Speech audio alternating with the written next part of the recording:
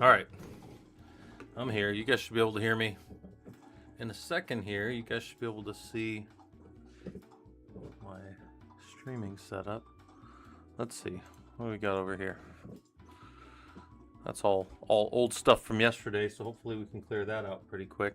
But yeah, what am I doing today? I'm going to be sitting around and reading research and playing around with my note taking. Zorgal, how's it going? Yep, hoping to scroll this pretty quick. I have yet to find out how to clear this, but I will probably figure it out one of these days. But we'll just let it scroll off with all my stuff from yesterday. Also, since I'm just going to be reading a lot today and working through stuff, I will probably be just on my little avatar here. Although maybe I'll jump over to this every now and then. How's it going, guys? I'm just kind of, when I'm reading and stuff, I'm just going to be kind of messing around with this. So here I am in my college library. Also, a lot of the stuff I'm going to be reading, if you were looking for it yourself, you can go to scholar.google.com. If you guys have never seen that, that's a nice little place to go.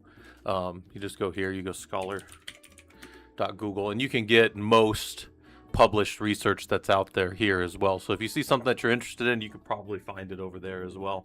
In fact, I might be pulling some things up because I'm not sure if my Zotero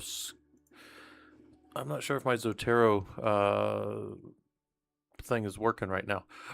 So I might be jumping over there for some stuff anyways. So we'll see how the stuff goes as we're messing around with this. Yeah, because like Zotero's not. Let me see if I can get another. They may have an updated version of this. I just need the basic Zotero.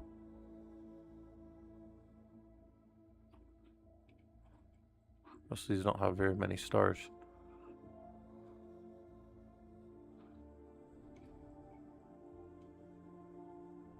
Huh. Yeah, none of those are really related. All right. Well, if nothing else, we'll figure it out. We'll get the stuff into my notes one way or another. So I'm gonna go into my science and technology branch here. I got a couple of topics that I'm going to be looking through today. So one is air gap systems. So we'll probably start with something like NIST 800-223 and kind of pull some of the information out of that if we can. That one's a little easier to find. I can just go NIST 800-223, pull this up. Although, again, I'm kind of curious if I'm going to be able to read this into Zotero correctly. Let's see. Yeah, I don't think I'm going to be able to get that. So that's kind of annoying. Although I have other ways to get it in there, I guess. But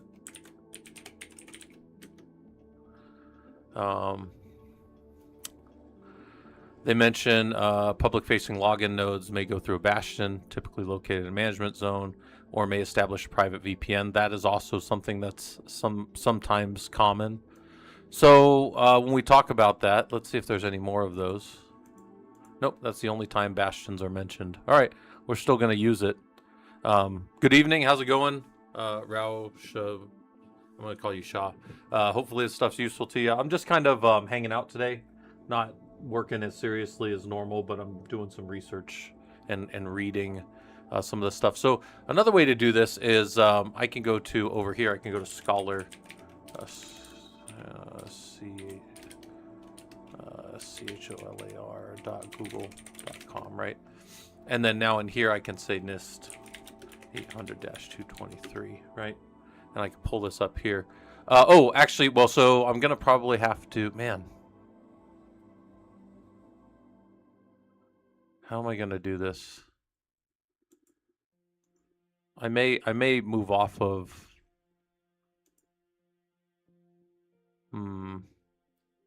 Gotta think about how we want to do this because the easiest way to do this is just going to be probably to get one of these up because this plugin does work over here. So since I know the plugin works on this, I might go here and go NIST, right?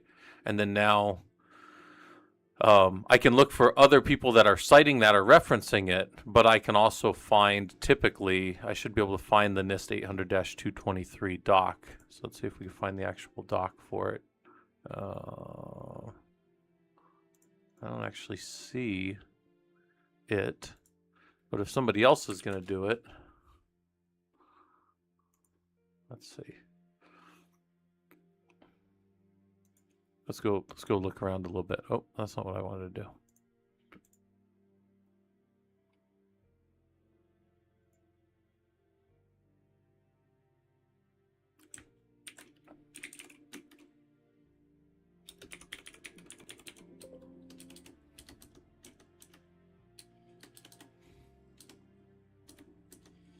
Oh, those are the only times I mention them. Is in their abstract. That's kind of interesting. Not the way that I would normally. Oh, this isn't the same day for me, Adavirk. I've slept. That is the way we typically did traditional versus zero trust. That's true. Although we're not necessarily. Here's the NIST 800-223 reference architecture, so that comes from that. However, I mean, they have to then cite that, I would think, unless they're not citing anything. Huh. Well, they're just using references but not actually citing them. That's interesting. So this is probably not something I would typically use then in my actual document. Hold on a second here. Gotta turn off my ringer. How long am I gonna stream? I don't know. Probably a few hours. I'm just gonna be working on stuff. Dud, you can't hear me? I feel like I'm pretty. I don't know. I'm not yelling into my mic or anything, but I feel like you guys should be able to hear me. Is anybody else not hearing me? Make sure to check your sound on your side too. Schizophrenic can hear me. So hopefully. All right. Anyways, let's get a little workflow going here. I'm kind of frustrated that I can't just use my Zotero connector right here, but there is another way for me to use my Zotero connector. If you guys have never seen Zotero, it's a pretty good little tool. I'm pretty sure I have. If I go here, NIST 800. Pretty sure I have the. I don't have it. All right. Well, here's another way we can get it then. We can download this. So you can always download. Typically these, and let me see, hold on, let me go over here, go down to my downloads and just throw it here. So here's my PDF, and then one of the things you can typically do over here in your okay, come on, you can add in like a PDF. So I should be able to add that file from my downloads right here. And if I do that, right, so if I get this NIST doc, here it is, I should be able to generate, let's see, can I? Create bibliography. Let's check it in 7th APA style, and let's see what that kind of looks like if I'm over here. So, okay. So air-gapped systems with NIST. And this is the NIST document, and there's only one reference to Bastion nodes, but they're applied to public-facing servers that function as login nodes, and are in a management network. So that's something that is something that I want to know about here. And then also I have that bibliography already applied, so then I can go and look at that. I can apply that whenever I need to. So this is good that I have the docs. So when I go to use it, it'll be GUI, or I don't know how to say that name at all, right? Yeah, dude. Sometimes I'll hop on and I will turn people down. So yeah, it's something I typically check for on my side. Also, yesterday my sound was completely busted, so I did work on that a little bit. Anyway, so okay, so we've got that. We kind of have air gap systems. So that's specifically for Bastion. But let's go over here and look for air gap. All right, so that's only unfair. There's no air gap in there. However, the drawing does draw typically what's known right here. their figure 1. So figure 1 references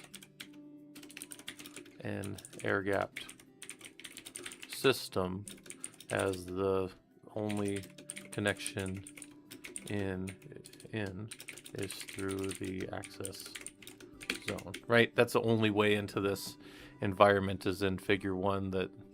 That's kind of how we look at air-gapped systems. So what I want to do then too is go look at air-gapped systems. So I want to come back here and say back out of here. Let's go drop into science, the one that we were in originally, and then we're just going to go and look for some air-gapped. Let's see what we get for ideas with air-gapped. All right, securing air-gapped systems, review of covert techniques for data exfiltration. Let's go look at what this one might look like.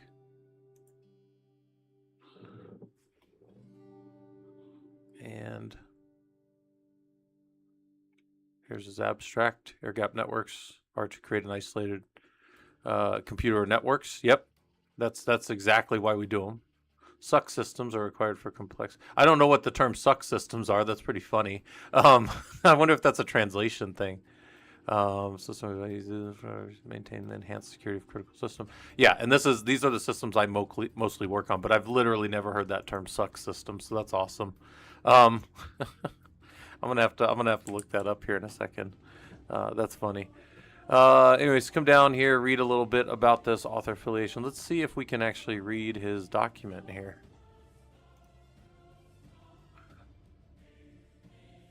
It's peer reviewed, it's all that stuff. I am signed in, so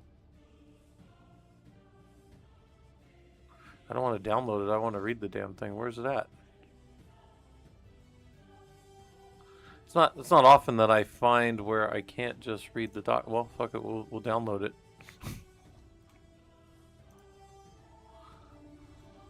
And if that's how I'm gonna have to read it.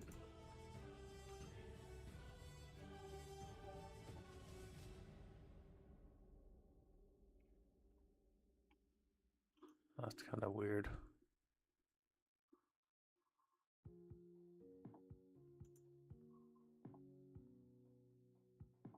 Huh.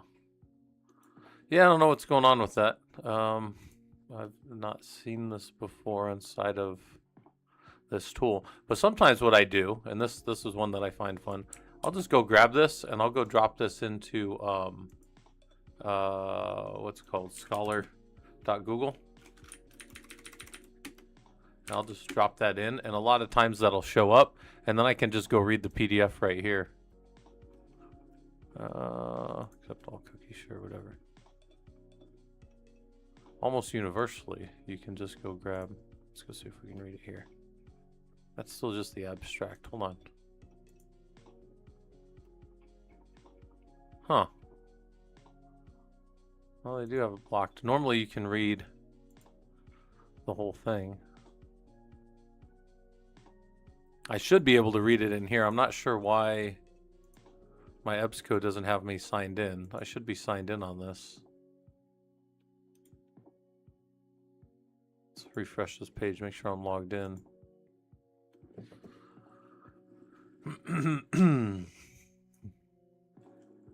Nope, don't want to touch any of that. Air gap.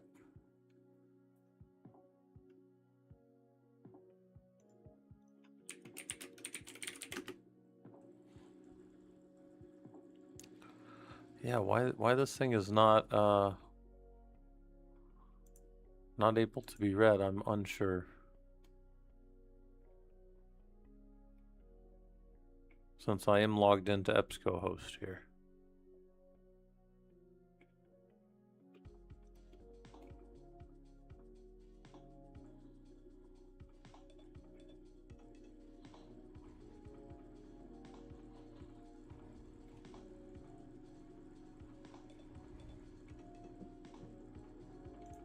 Oh, that's interesting.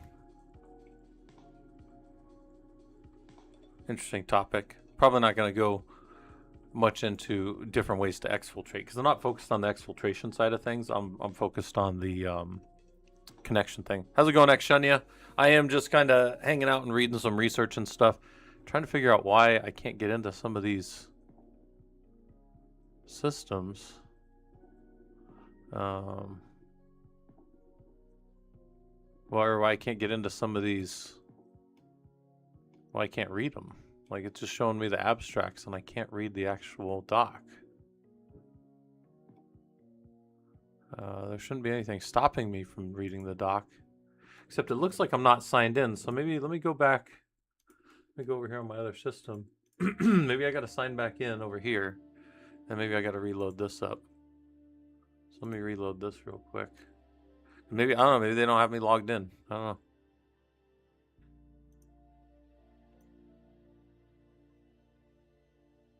Yeah, why am I not signed in? This is super weird. All right, give me a second here. Go back to my library. Virtual library. I should be logged in here. Let's go to my science and technology. Yeah, actually, I'm just gathering notes and stuff. But it's super weird to me that I'm not signed in. Like, I'm not able to see any of this stuff. So let's go to a different database. Maybe we're just having some problem with that database. Let's see. This is another EBSCO host, so it's possible I don't have any. Yeah, this is weird, man. I mean, if I'm gonna have to deal with that, I'm just gonna go ahead and skip. I'll just skip all that, and I'll just go right off of Google Scholar, which is what I do often. And I can go that route if we want to just gather some information. But let's see. What's there? All. We'll go ahead. We'll go with all for now. And then we'll add some advanced searches here in a second, probably. But let's see what we have. Yeah, this doesn't seem to have me logged in either. Don't want that type of air gap. Let's see if we can do air gap for security.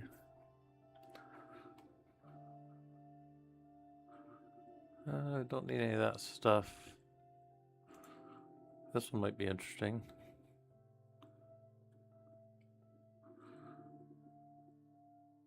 Disjoint computer systems. Okay, how do we get them to talk? That's actually useful because we use Bastions to secure that. Introduction, flaws and gap systems.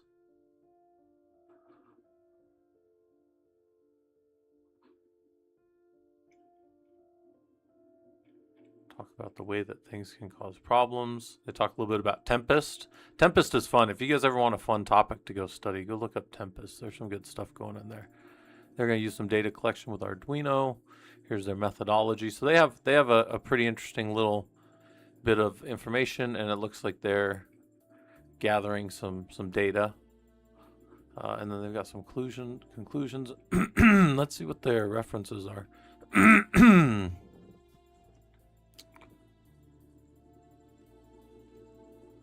Although this isn't super useful to us, let's make sure this is peer reviewed. That's an important concept here. Is this peer reviewed? It was at a conference, and it should be. Typically, if it's through IEEE, it's peer reviewed. So here's the authors. It's been cited. This should be typically set up like that. Let's go to cite this, and let's go look at our. Typically, we would do something like this, although this is not. Yeah, that's. That right there should be APA. They got their commas. Yeah, that should be acceptable for APA. So I'm gonna say, just add that for now. And we'll add in that they have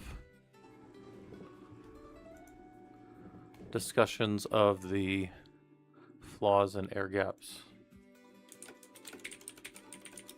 The flaws and limitations of air gapped systems. Yeah. So we got that going for us. Let me get this other thing out of the way here.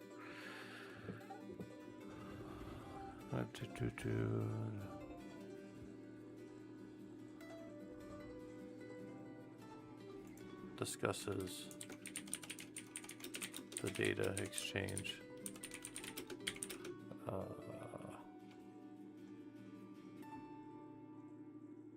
Data exchange mechanism.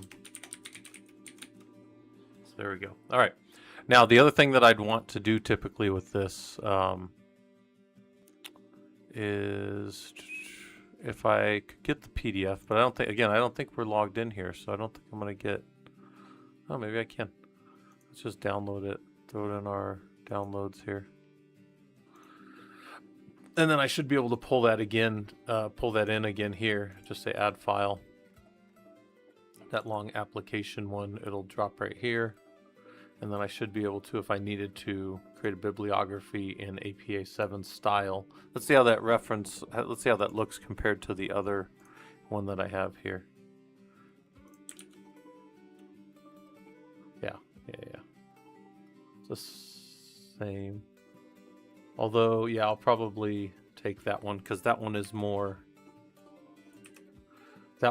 correct for APA because it's got the date here. Now, this one strictly speaking is outside of the 5-year window that I can typically use. Yeah, you can read this whole thing. I think you should be able to just get in. The DOI should typically allow you. Let me copy this link real quick. And let me drop this here. Yeah, if I drop the DOI for you and it's open, you should be able to read it. So I should be able to go here.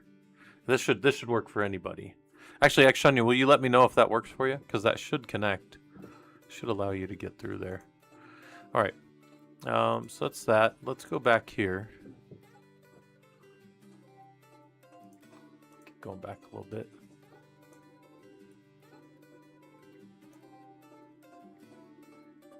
So we were here, and let's go one forward again so we can be in our search for air gaps and security. So this was our security air gap, right? Air gap security. And one of the things that I really should do is make sure that whatever I'm looking at is conference location, publication standard status, standard type. I want to make sure that these things are all, what do we call that? Peer reviewed. We want to make sure. Oh, you got signed to read the rest. Okay. Yeah, most of these you can find, if you take that same DOI or you take just the tool on the front, the name of it there, you can probably throw that in. So that link that I just gave you probably can go like this most of the time. So scholar.google. Go throw that DOI in, right? And, oh, well, okay, maybe not that. And then say, you can go this way instead. Just do this real quick. Also, how's it going, Boris? Just kind of hanging out. Which one did I look at? Was it this one? It was this one we were looking at. And typically you can at least look at this and then you look at their first name, right? And you make sure that whatever you're looking at is actually them. Yeah, this is them. And then a lot of times they have the full text. So here's the full text right here without being logged in. So if you needed that, Akshanya, that's the full one from inside. That's inside of my, and you know, obviously that's not going to come through well. They might even break it up on the YouTube side so that it doesn't read as a thing. But yeah, that's the study right there. Oh, and then there's all their actual notes.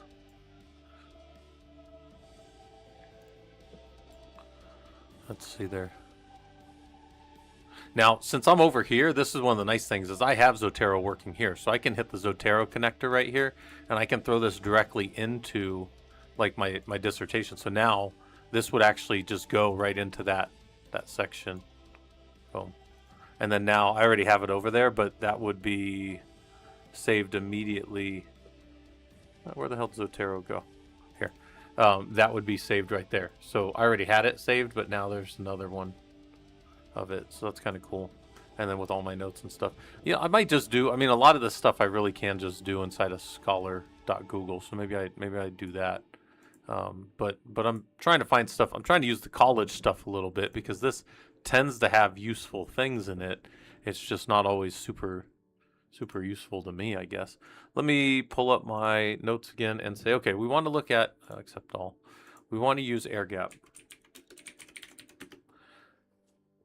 And let's see what we get with air gap systems. So this is from 2025. And I also tend to want peer reviewed right here. Like I only want it if it's peer reviewed. So then make sure that that comes up here. This one here, we already captured actually. We read this one a little while ago, Securing Air Gap System Review, Covert Techniques for Data Exfiltration. This is actually the one that we did. Saeed, is this not there? Huh. Maybe this isn't one that we got. Maybe this is a different publication of it. Let's go look at this. Let's go see what this one says. Ah, this one was the one with suck systems. Yeah. Maybe I didn't grab it because we didn't actually get to read it earlier. Let's see if we can actually go read it now.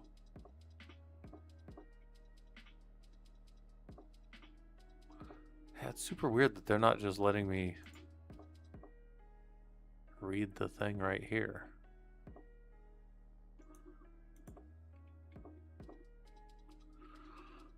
Oh, yeah, I don't know. I mean, I guess I could try this.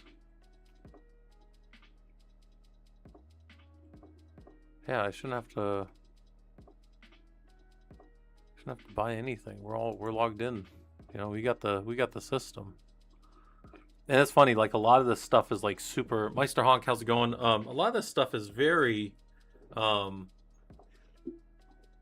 you like a lot of this stuff is very like paywall-y, but a lot of times when you're doing scholarly stuff and through a college, it's all the paywall's all covered.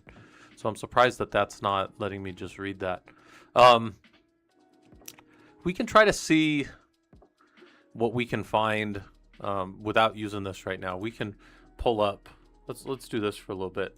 Pull this over here. Pull this right here. Let's try a little bit of one of our other tools here. We'll just use scholar.google. Let's see what this one looks like for. Let's see what we can get out of here. So let's say air gapped security, and let's just see what's out there, and let's see what we can gather so we can kind of move this along a little bit. Again, we're looking at air gapped systems here. So maybe I would bold this, underline it, because this is what we're looking at here. Discussing air gap systems. I can even make that a little bigger, right? 12, make that like a 16, because that's kind of what we're doing here. And then we are finding different things in here. And maybe the next one here. So here's your question, Xshani. You said, what's my take on ArcSieve? So let's go see what this is. This looks like it's over there on that tool. ArcSieve. I don't even know exactly what that is, but typically, as long as something is peer reviewed, I'm fine with it, right?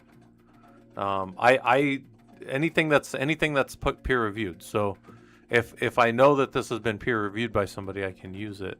Also, I typically want things within the last 5 years, so this is good. And then really, I just need to know if I can see how this was published, right? Like, and then how it was peer reviewed if it was. So use it with a college, right? And then it's like, well, let's see, introduction, air gap protection. This is a kind of like a survey, it looks like. Air gap attack model. So they have a little bit about how that works and how we exfiltrate data, getting past something that's air gapped. And then air gap. So this is air gap compromise.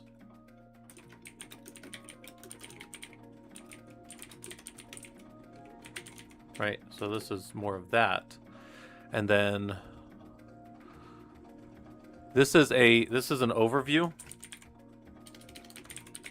So it's what we call non-empirical. Empirical, spelled that wrong. Empirical.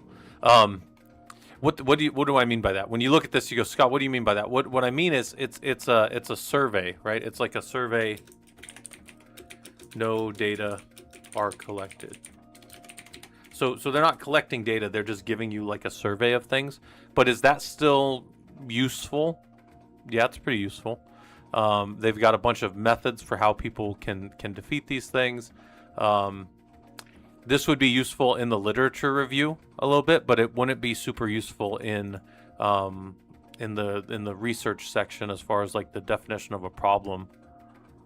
Yeah, empirical means we can touch something, we can see it, we handle data, right? So when I say it's non-empirical, I'm just saying they're not collecting data, so there's no analysis of data and stuff. But is this an excellent place to go look at other, like one of the tricks you do when you're reading research is you go and you pull all these other things and go start reading all these other things that they were reading about, right? But this is definitely not going to be, so I'm going to say not peer reviewed. Right, and then, but even that being said, it seems an interesting little thing. If I wanted to use this, right, I can. This is one of the fun things about it is I can go and I can just hit this right here with my Zotero, and say throw it in the dissertation, right, and then right here, I can go over to Zotero. Here it is, right, mind the gap. Full PDF, and I should be able to create a bibliography right from this and go throw that into my notes, and then that's the tool right here. Can air gaps keep your private data secure? And that's an interesting thing, at least, and I can use that in the literature review, but I typically tend to then note that it's not a This is not in and of itself a peer-reviewed thing, so you don't really have to mention that. It's just as you're rolling in there, you kind of, yeah. So, anyways, that's something. And guys, I know today is probably a little more boring than other days, but this is kind of I'm really behind, so I got to work on this stuff, and two, this is just it's what I got to spend the day doing. Let's see what this guy's doing. Targeted approach for building a secure air gap system. Looks like this. It looks like this was published somewhere. And then it's got a publication with the DOI. It's peer reviewed, yes. So this one will be good for me as far as this stuff goes. I'm just going to put some more notes here. I also need to, oh shoot, the other one I don't have the name, but I guess I have it down here. Let's go look at what his abstract says. It's a study, so it's going to aim to present a targeted strategy for developing a methodology that leads to design and implementation of an air gap system, existing technologies, and all these different areas to do it. Okay, here's his references, and let's see if we can get at the actual doc. Targeted approach for dealing with this. So typically you go here, and then here's the actual doc. And what I can typically do then is right here, I can add this into my Zotero. Oh, it's not going to let me do it that way, so I'll go drop into Zotero over here, and I'll add it in this way. Let's see if this comes up. So, create bibliography. Boom, that's the style. That's fine with me. I'll go here. Oh, that is not what we want. That was not the full thing. So, by the way, we can come back over here and we can say cite this, and it'll give me the APA for this. So this is the actual APA for this. Get rid of that. Don't need that. Here's his doc, targeted approach for, boom. And then what does he say in here about this, right? What is the important thing for us? So here's his methodology. And let's see if they're actually gathering data. They've got a risk checklist, okay? Did they actually pull in some data, though? Hold on. They've got their methodology, okay? And they've got their outcomes and results. I don't see them actually...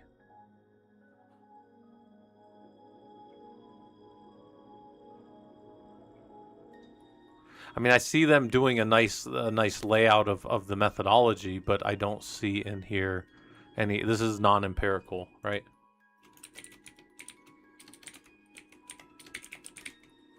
So non-empirical explanations of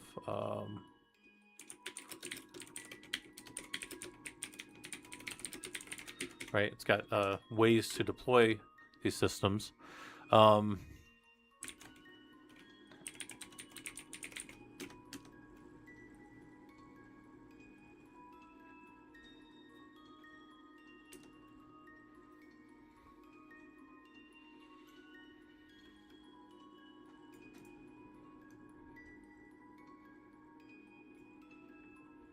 gonna take that as a quote.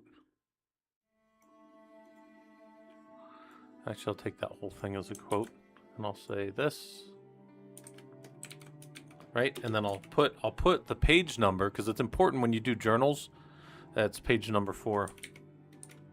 So P4 in this case, because then when you're looking at this and you see that it's pages 1 through 8, if you cite the resource when you go to actually cite it and you want to use that quote, you've got to give the actual page number. That's one of the APA standards.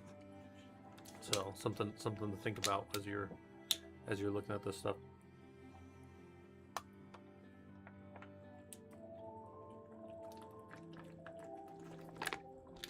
I also agree with this quote.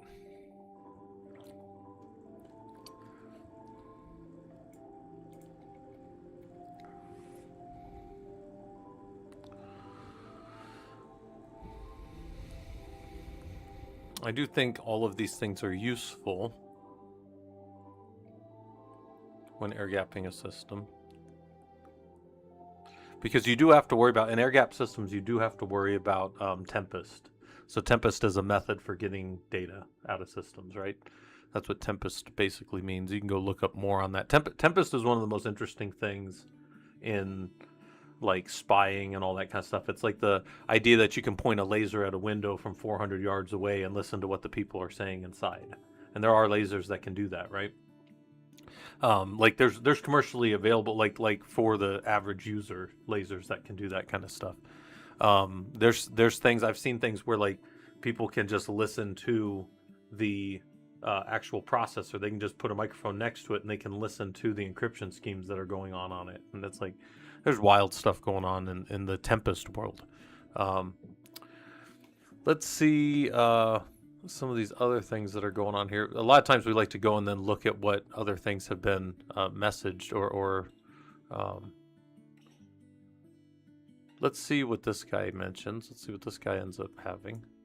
So we found some interesting things out of here, but then let's go look at what this guy says. So maybe we go back here. We go to here, boom. And this is this one, and this is from 2024. So integrated approach to cybersecurity with threat management. Let's look at his abstract here. Emerging cybersecurity threats or cyber threats, sophistication, impact. Let's read what he's got to say. Hold on. Boom. We'll just open that new tab here. So let's go for air gapped. Maybe nothing like that. Let's look for Bastion. I'm always interested in that. And then let's see what they're actually just talking about.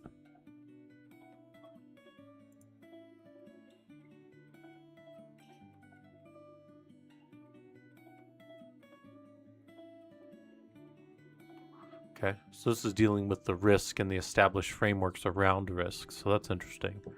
Scope and security baseline, risk origins, strategic scenarios, operational scenarios, risk treatment. Okay, these are all interesting things to think about.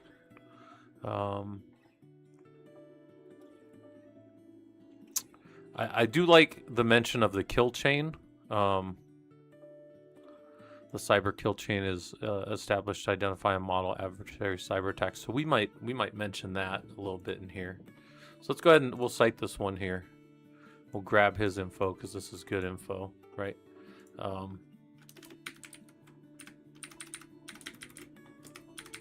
that out of the way.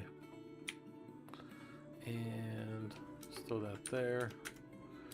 And then this is going to be... We kind of like this. So I'm going to copy this image. I'm going to throw the image down here. And I'm going to call it a figure 1, right? Because when you're referencing figures, you also do them a lot like...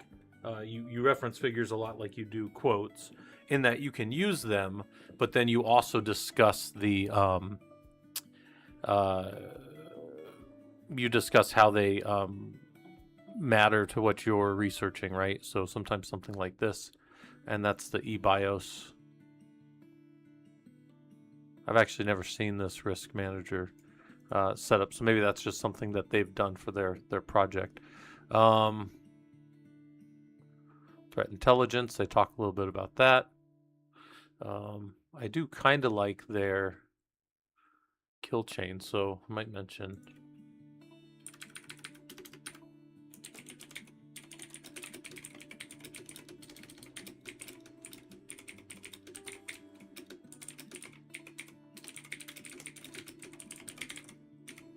So that's what a kill chain is, right?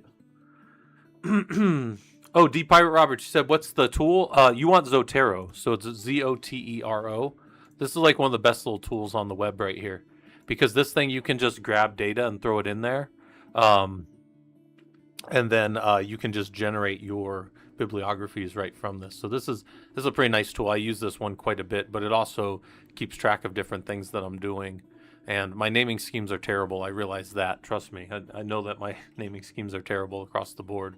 But this is just, you know, things that I'm working on or whatever. I think it's a great tool, and it's a plugin directly with right here. So it's Zotero connector, and I can grab even this. I already have this, but I could grab this and throw this right here directly into Zotero, as long as it's open. So I think this is good. Let's see if there's anything else useful in here. This one has some nice little exposures dependency times penetration, so that's a good calculation for that. Cyber reliability is cyber maturity times trust, and then we tend to get threat level is equal to exposure by cyber reliability. So you can, you know, put together some values. Let's see what this is. This is a, I like this likelihood scale. So we're gonna add this in as something. Whoops. You know what? If I can't grab it that way, I'll just grab it this way. So sometimes things block you or they're more difficult. I'll just go ahead and grab it like this. Boom. Copy. Get over there, right? We'll go look at that later. But that's table 3, and I like that because then it shows the likelihood of something happening. They mentioned MITRE attack techniques, which is huge. That's the typical way that I know the kill chain is from MITRE attack. So I'm a big fan of that. I like that they have it.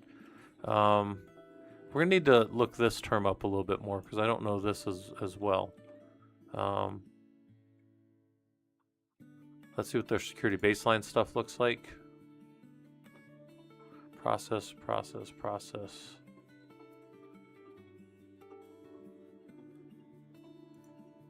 That's less interesting to me.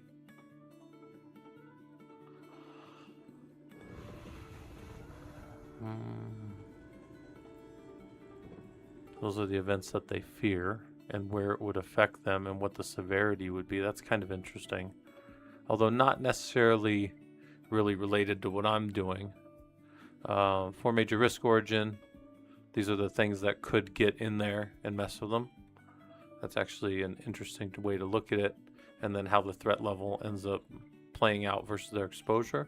That's kind of an interesting thing too. So I might have to look at this eBIOS risk stuff because that's kind of a interesting little tool. Let's go see if there's any good papers on that here in a little bit. There's some operational scenarios, scans public-facing systems, and it identifies the used technologies. That's common, right? People doing that all the time. You can go to bug bounties and give people your company information and say, hey, will you guys scan this? And then, I mean, shit, you can give them like a $50 Chili's card and they'll fight over trying to report to you, stuff like that. Now, obviously, some companies give way bigger rewards, but I'm saying, like, if you're a small company, people will just want to have the experience of you know, messing with your stuff. So there's a lot of that going on. That's bug bounty stuff. Aims at discovering 0 days, so this is going a little deeper than just this. This is enumeration up here, essentially. Then you come down here, public facing, and then start trying to exploit some things. So they'll probably run a Metasploit after they do some of their stuff. This one, you typically don't want people running, like your bug bounties aren't doing this stuff against live prod systems, but typically if you have like backup systems, and sometimes there's invite only where you can get into a network area where they'll let you do stuff against their environment. So that's common, or not common, but it's there. Compromised applications, drive-by compromise, some spear phishing to email tricks, that kind of stuff. Yeah, that's actually funny, man. We get so much stupid spear phishing shit from my college. I just ignore it all. And they keep going. Okay, so this stuff is less interesting to me, but this is kind of it's nice that they have some of the layouts of how the attacks happen. So risk origin, what can they know, how can they get into your system, how do they find out and then exploit. So this is a different MITRE attack scenario. This is kind of skipping some things that I'm used to. But by the way, if you guys have never seen MITRE attack, it's attack.mitre, right? And this will just come up, attack.mitre.org. This is one of the most useful things for people that tell me they want to get into red teaming, which some of you guys know that I did that professionally for a while. Reconnaissance, this is the attack.mitre framework right here. This is how people get into systems, right? It's not exhaustive, but it's the generally known and practiced techniques, right? Start with reconnaissance. And if you do reports, you tend to do reports based on this. If you get reports from people, they tend to look like reconnaissance, how they got in, how were they persistent, how did they do over here, command and control, right, CNC, and then how did they exfiltrate data, what's the impact, did they destroy something, like sometimes we say, well, if I can't have it, nobody can have it, so we break everything. Anyway, so attack.mitre is an important thing, and they're mentioning it here. That's what this is. Whoops, I don't want that anymore. So I think this is a good one for reference. Organizations are facing, yep. This is non-empirical because I didn't see any data being gathered. So this is a thing that I kind of want to note at the top here. This is non-empirical, meaning they didn't really gather any data. It's more of a survey. But interesting topic they kept bringing up is what was that? It was eBios. I'm not even super familiar with that, so we're gonna have, actually I'm not familiar with that at all, so we're gonna have to look at that here in a second. And then what's this one? For instance, the approach of SAIF. What is this? That's a newer one too. So I'm going to take that, eBios and SAIF. Okay. And then vulnerability, intelligent information, TIBSA. And then I don't even know what this TIBSA is either. So we'll look at those real quick.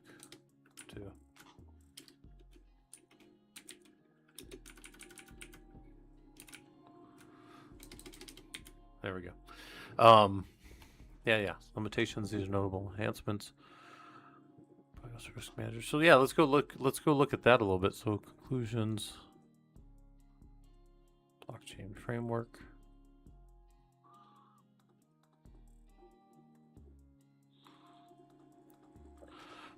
So a lot of this stuff that I'm talking about here will be what's actually before because my dissertation is more over on the Bastion side. So it's already assuming that you're using you're already assumed to be using an air-gapped environment if you're using a Bastion.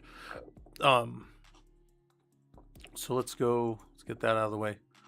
Let's go here and let's go look at this. What is one of these? eBios.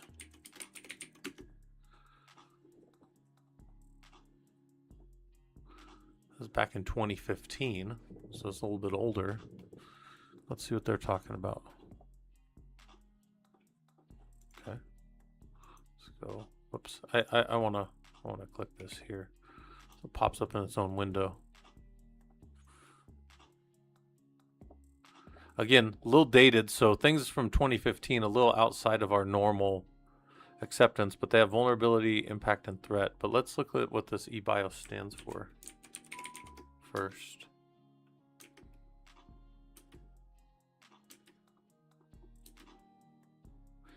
Expression of needs and identification of security objectives. What does it stand for?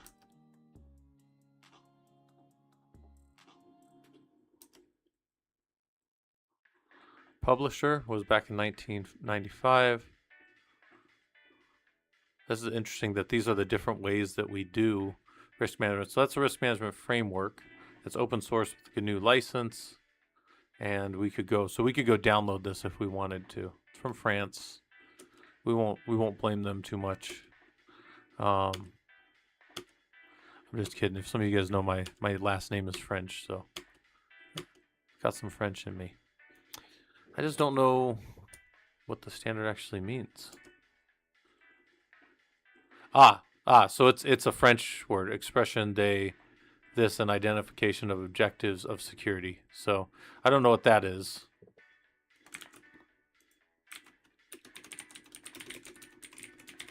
What is that? Needs. Okay. So it's expression of needs and identification of objectives of security. So I don't know any French, but that's what that stands for. Okay. So that's interesting. This one also, when we look at this is also just a survey or like a non-empirical, like this one doesn't go into, it's not as useful for me, but there's a little bit of a background on it. I can also come over here, by the way, I can give a custom range and I can say, well, I only want 2021 to 2026, let's say. You can actually say 2027 because some things haven't been published yet. And then now my eBIOS will have things that are like from more recently. So evaluating potential security risks and advanced metering infrastructure using this. And then, whoops, I don't want to do that. Go here. Let's go look at this.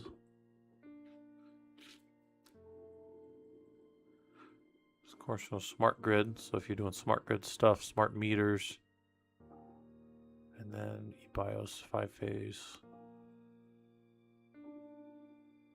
So we see their method that they're going to use right here. That's an eBIOS risk method. But before I say, hey, we'll use this, let's go see a couple of things about this. Are they actually, here's a risk matrix, that's good. Are they actually collecting any data, right? Often when you read these things, they're just surveys, which is okay.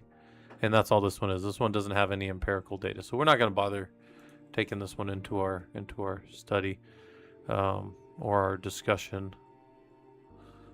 More of that. Yeah, we don't have to go too far down. It doesn't seem like there's a lot there. There's a lot there that we want to go dig into much. SAIF, let's see what SAIF is.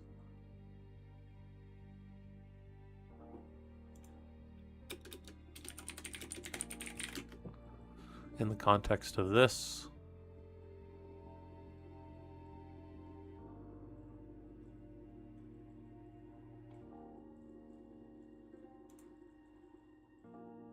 That's weird. Let's see what this looks like. Yeah, I'm just reading up, and I'm getting data to go into my writing. Yep, verify I'm a human. Yes, I'm a human.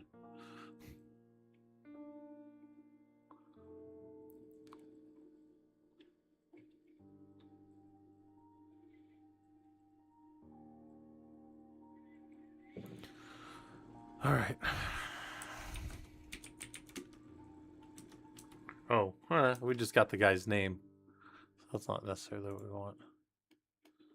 That's not necessarily what we want. All right. What's the TIBSA?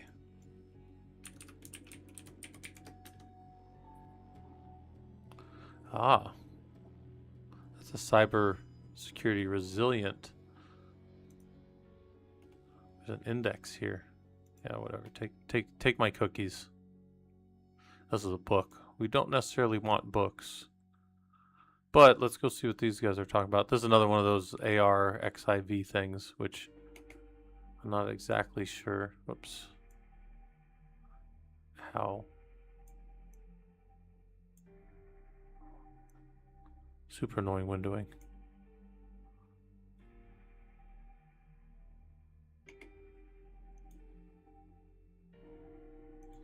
Do we see that this was...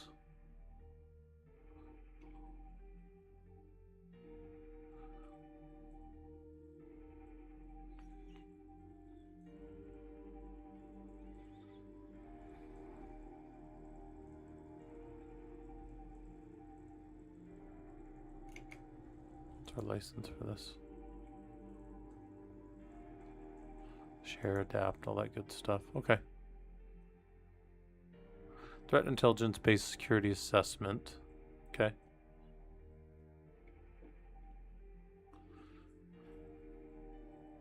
Wanna cry. I love that name. Different data breaches, different things that have happened.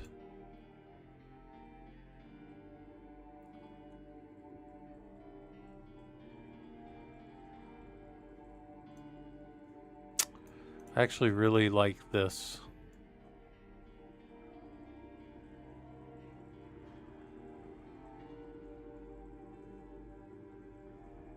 I like that because to calculate and accurately the resilience or defense effectiveness of a computer system, you want these inputs, right? So the attack surface of an organization network system, we're minimizing that in an air-gapped environment always, right?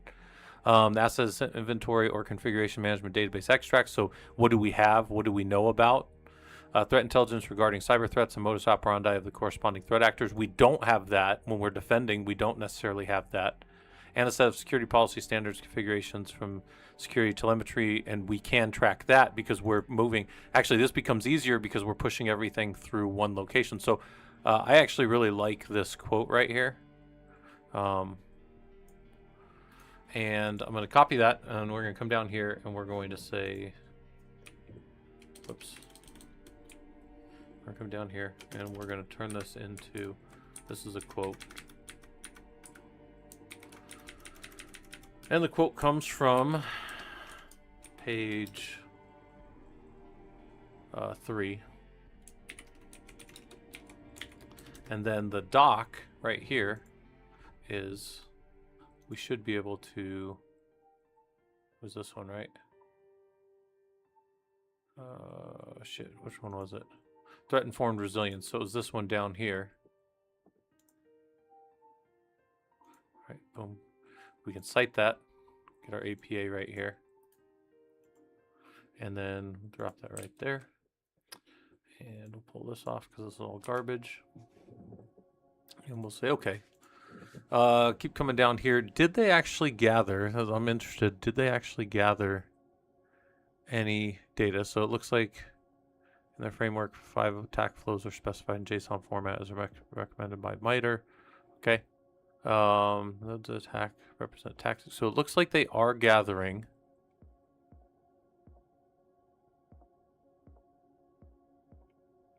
data. Let's go see if they analyze the data. Complexity, comp state. Okay, this is all going to be useful. And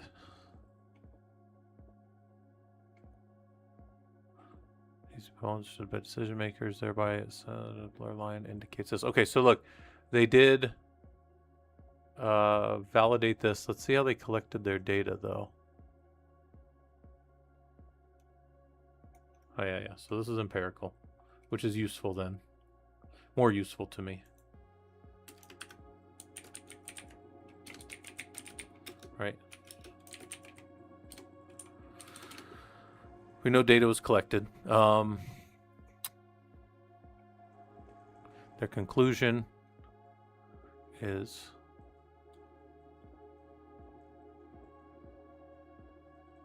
this is their conclusion. So they did draw a conclusion.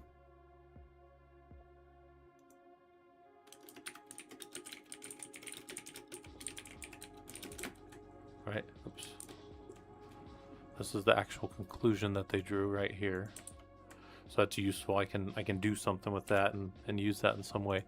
but they're saying integrating that threat-based security model here, those 5 things, can enhance decision makers' ability to make decisions, right?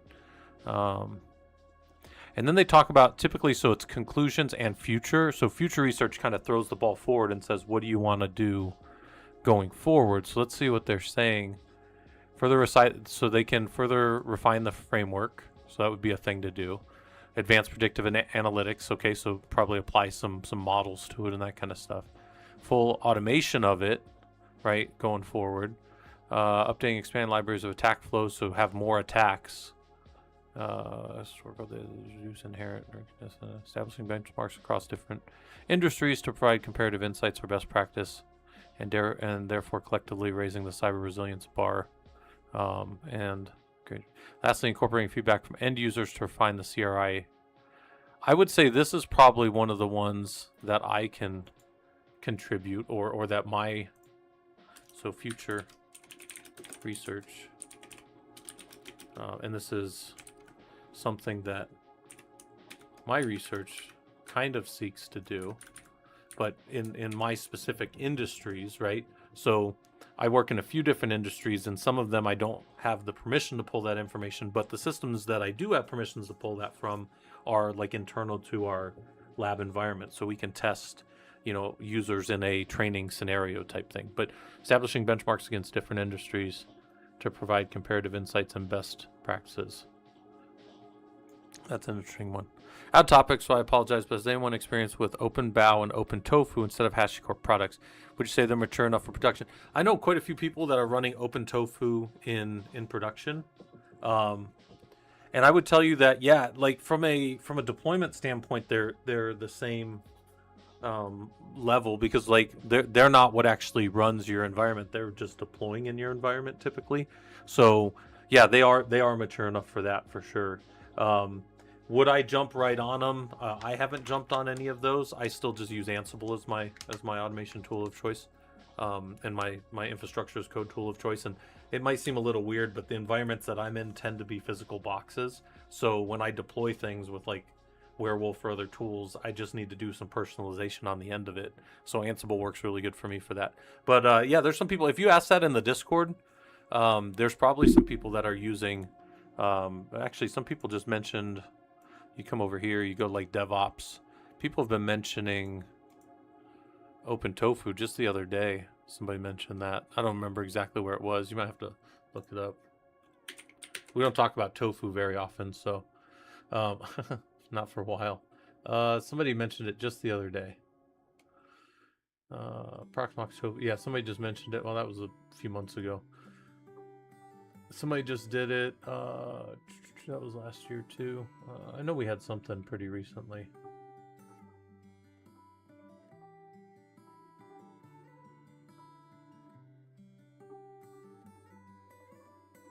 I did mention this. This was something I wrote up a while back.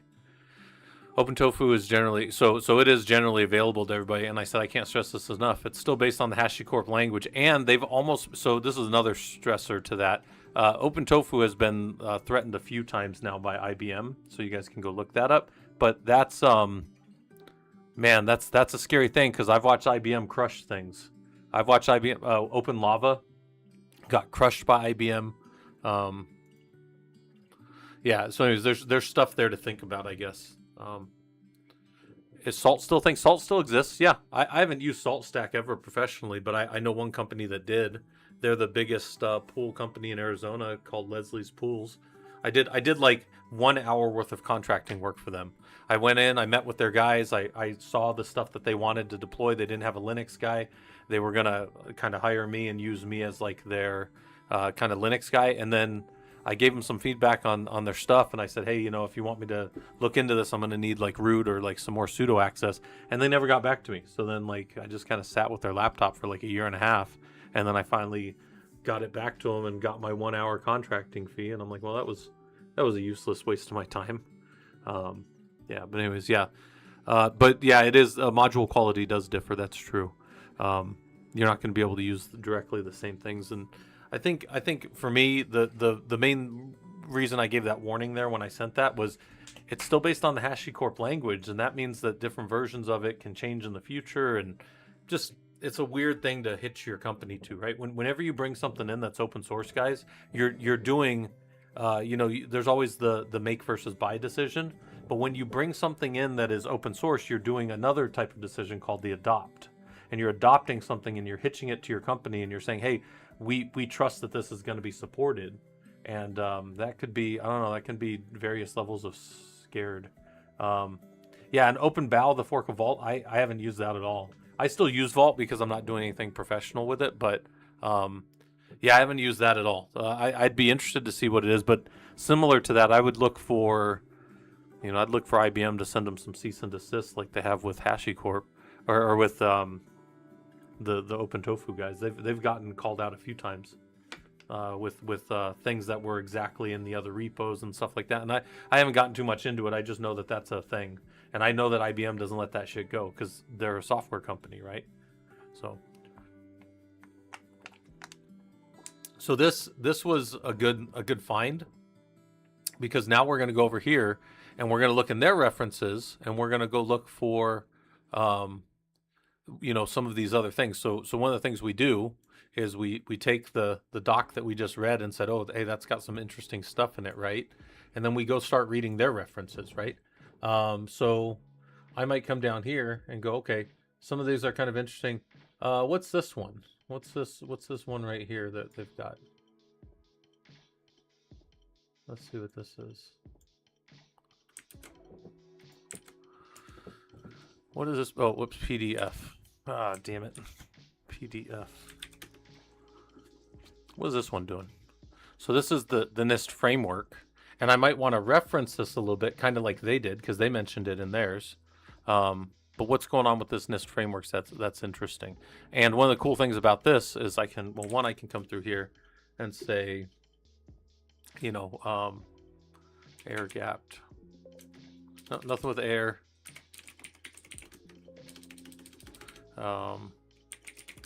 We can look for risk, right? Because that's probably what they were mentioning for it. And then maybe access.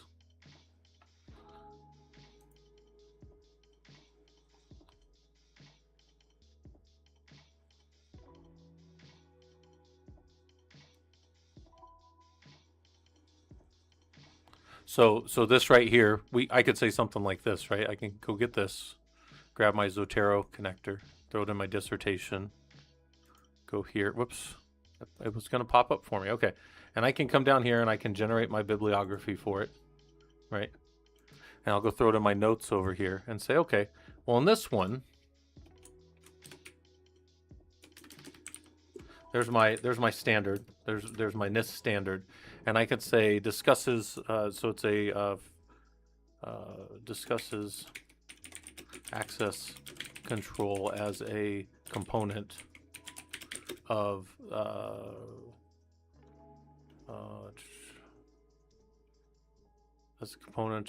lowering the likelihood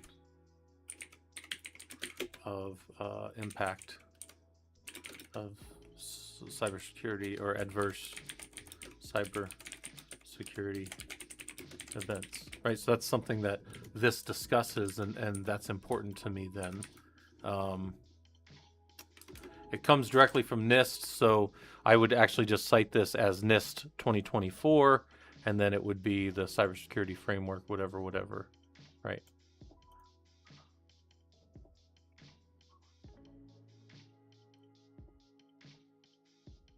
Yeah. Okay. That's interesting. Okay. And then I can go pull more of those as I'm kind of going. So this was our TIBSA. So TIBSA had some interesting other things for us to kind of go look at and dig into there. But let's just go back here then. Let's keep going down through our discussion. I'm going to make these, I'm going to make these in between these a bunch of equal signs so they're kind of bigger. And I'm going to make these bold and underline and slightly bigger as well, which I think is good, because then we know some of these other things, right? And what we're going to do then is we'll go up here to what we've Air gap compromise. So here's our air gap system. So this is kind of where we started today, right? As we're kind of pulling down different information that we find useful. And now we're going to discuss the history of Bastion access. So, and let's see what different things are out there. Protect system call, protection most of the world with a Bastion.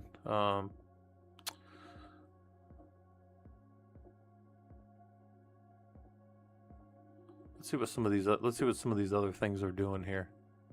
Comparing performance of Bastion hosts on cloud using Amazon Web Services versus Terraform. That's probably less interesting to me. However, if I go in here, let's go look at this. And if this has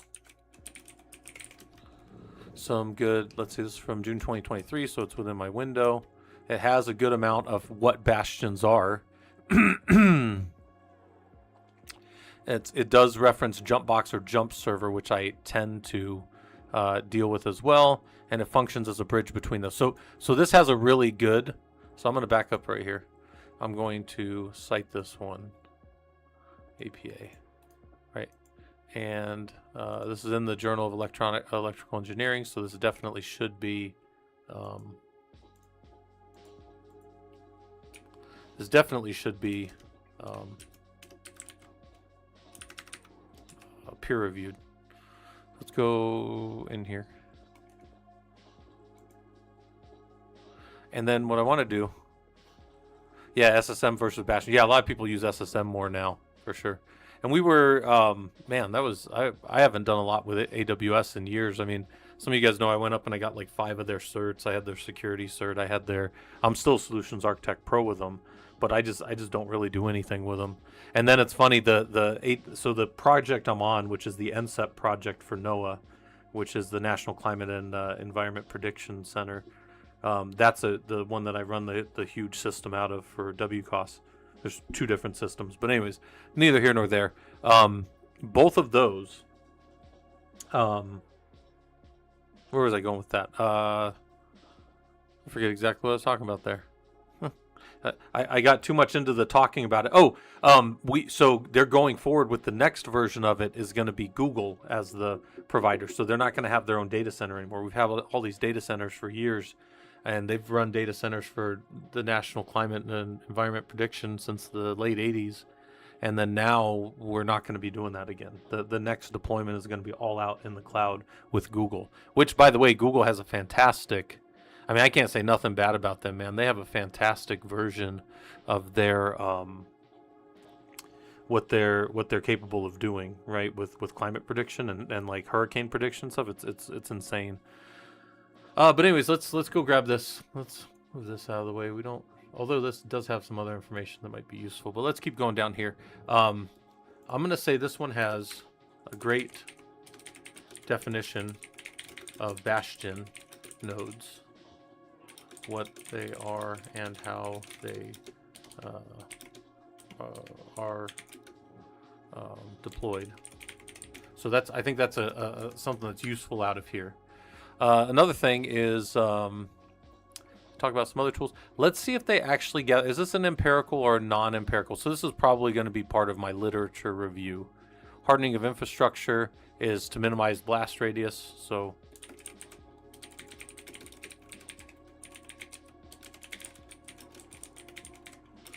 to minimize.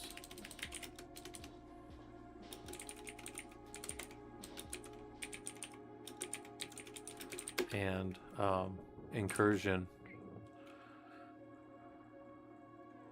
Blast radius in the event of an incursion. I'll put that in quotes because that is a great. I'll have to fix my write-up of that a little bit, but I think that's a nice way to put it. And then, do they actually have an experiment setup was conducted? So this is empirical.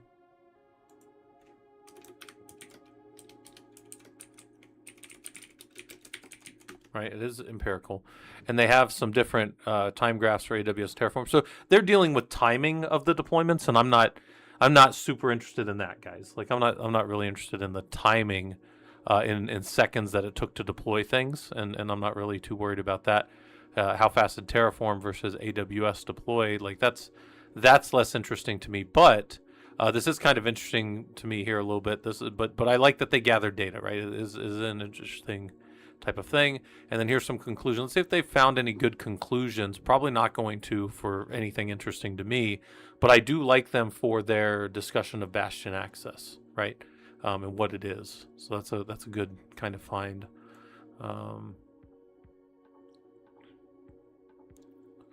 How the AWS system utilizing IP4 address pool provided by Amazon.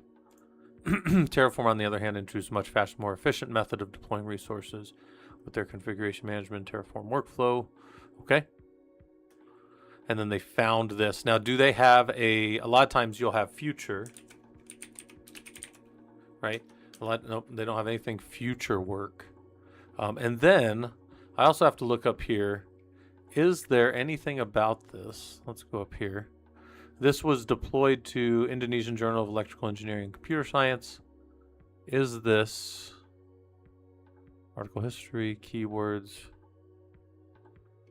abstract? I don't see where it tells me.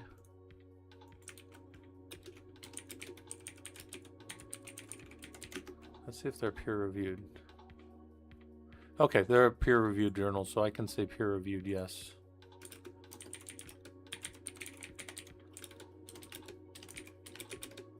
What symbol do I want? Yes. I just want to know that because I just want to know. But yeah, they did a study. It's a very simple study, but is it still collecting data? Yes. And then did they analyze that data and come to a conclusion? Yes. Little light on the methodology. Right, so like, guys, I'm not reviewing their paper from that perspective, but they didn't go into their methodology too much. Besides, they just said we collected some data and then we compared it, and that's fine. That's a really light methodology section, right? But it's still research, so yeah, that's good. I like that one. I think that's a good thing for Bastions.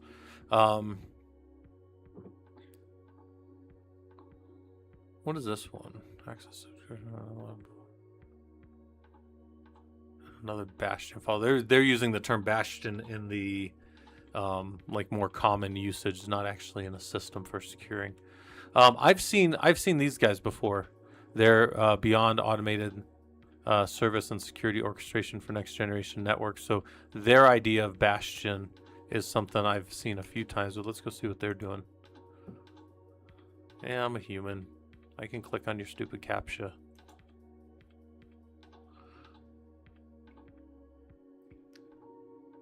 And I can accept your cookies. So I've actually seen this Bastion tool before, but I don't know if I've seen this particular version of this paper. So let's go see what this has. Oh, also I'm getting pinged from work. Give me a second. Give me a second here, guys. What is work asking me for?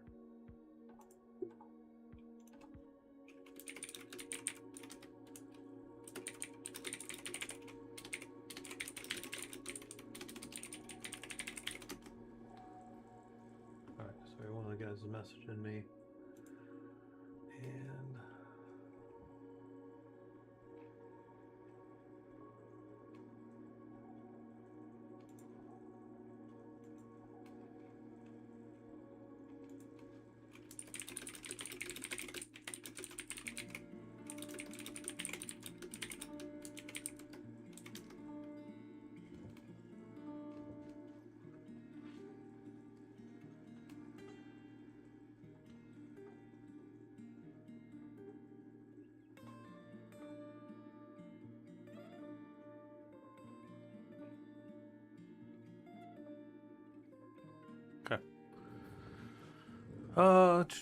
thanks for the answer. I'll go check Discord. Yeah. I missed some of that stuff. Let me read. I want to read this a little bit. Sorry, I'm reading like 3 different things. I know you guys can't see where I'm looking, but I'm reading like 4 different things now, and I'm on other pages too.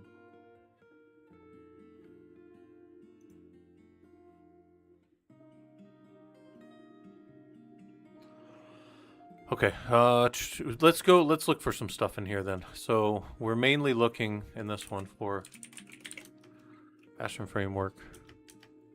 What is their Bastion framework? I'm interested. So it says that this paper introduces their Bastion architecture implementation validation as a meta security orchestrator. So I'm interested to see what this is going to be, as far as this little Bastion tool that they're talking about.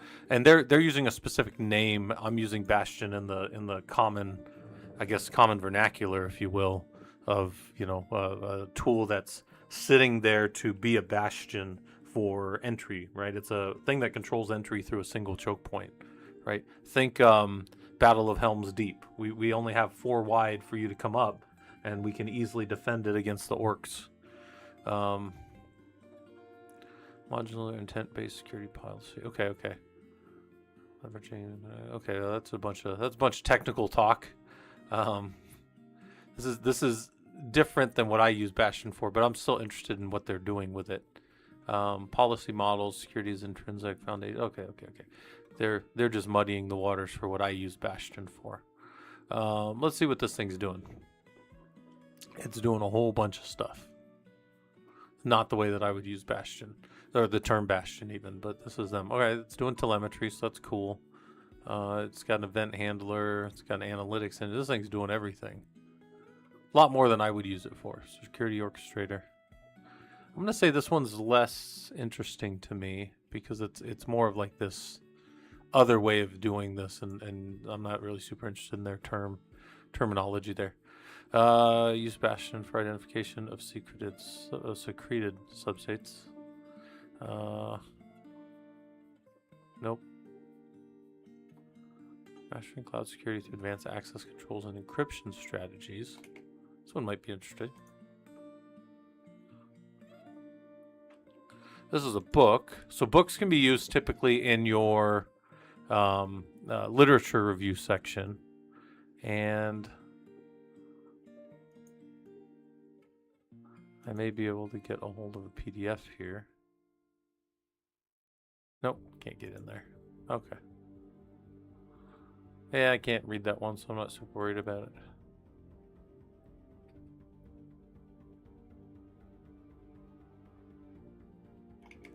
Let's see what these guys are doing.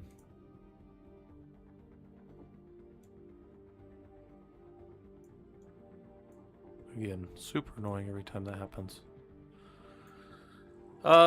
Yeah, so Maggie, we're just going over, this is stuff for my dissertation. I'm just grabbing stuff out for, let me throw up some thumbs ups on the Slack messages I'm getting. Yeah, all this is me reading through some research and just getting notes out, figuring out stuff that I think is interesting to add to my research. I've got all my chapters to write still, really, but this is going to go into my problem definition and then literature review. So really just chapters 1 and 2 I'm focusing on right here. Chapter 3 is your methodology, 4 is your results, and then 5 is your conclusions and future work. So yeah, I'm catching up on stuff. I'm like a year behind on my dissertation, so I don't want to end up paying a bunch more college to keep working on it. So I want to get this stuff done. Digital sovereignty, organizations face an unprecedented challenge in safeguarding sensitive information, protecting against cyber threat. Okay, yeah, this is all true. How are we? So what are they trying to do here? Safeguarding. They said the same thing again. Safe SDLC is a challenge. Software development lifecycle, right? Configuration management database. All right, they're throwing some big terms at us, and then fortifying the digital bastion. Encapsulates the essence of innovative security paradigm with traceability and asset ownership. Okay, that's fine. Machine to machine, platform level authentication. Okay, we can do that. Clients, authorization, logging, we can do all those things. What's our research outcomes? Security posture, developer productivity, faster. Okay, it's all good. Secrets management lies at the heart of cybersecurity. Yep, we keep secrets safe. That's true.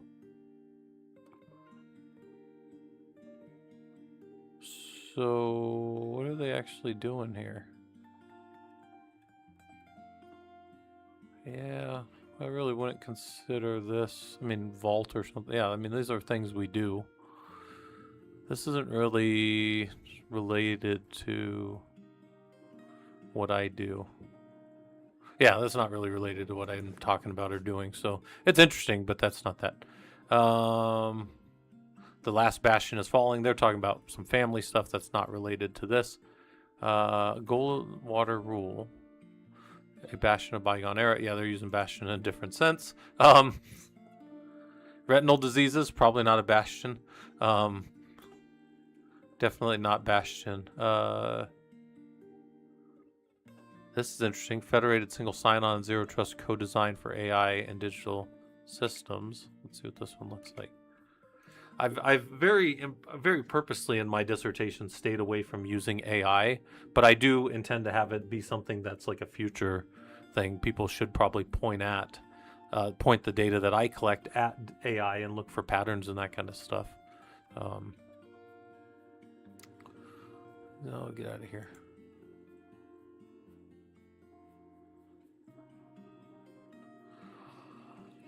All right, let's see if we can get a hold of this one, because typically you can get access to them here. Yep.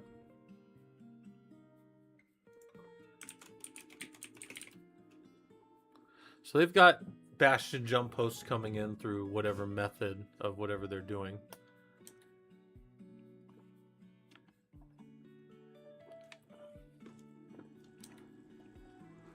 Okay. As a transparent jump post, that's a nice thing to note. I do like to mention that it's a transparent jump post. That's actually how my bastions work. I'm going to start using that terms a little bit. Oh, I've used CyberArk before, Daniel. Yeah, for sure. In fact, one day, many years ago, probably like 2018 or 2019, I took a picture of a person's password that had been sitting on they had printed out their password from CyberArk and left it on the they left it on the printer. Now, CyberArk rotates our passwords every day at that company, and so I posted it the next day. So whoever it was, even if you could have figured out who it was in our company, it was already a null password. But I did point out, like, hey, I found this on our freaking printer. Somebody it was a single page of just it said CyberArk password, and I'm like, oh my god. Maggie said, a little left field, but recently found a paper detailing method to form wormholes in the laboratory. So wondering if share link here, since it's science related, though not directly related. Yeah, you can send. Best place to send it is in our Discord, and then I always call it the risky click of the day. So if you go drop it in like general or off topic or something down there, I should be able to grab it, because I don't think it'll pop up, Maggie, if you drop it in here. I don't think it'll pop up in the like it'll be linked out because of the way the IRC chats work. So, but yeah, I've used some CyberArk in my time. And actually, it's funny. My brother was just talking to like a director level cybersecurity.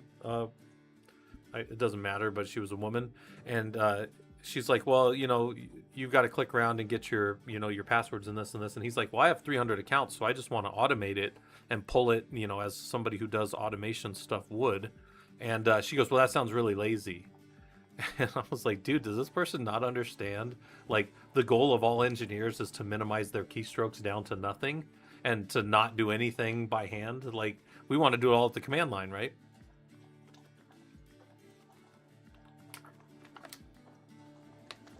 You said you built 4 PSM SSH servers and a third-party installed software. Nice. Yeah, so I mean, it depends what you're doing, but yeah, CyberArk can be a hassle. But it's one of these things I always tell you guys, like, security is the enemy of productivity, right?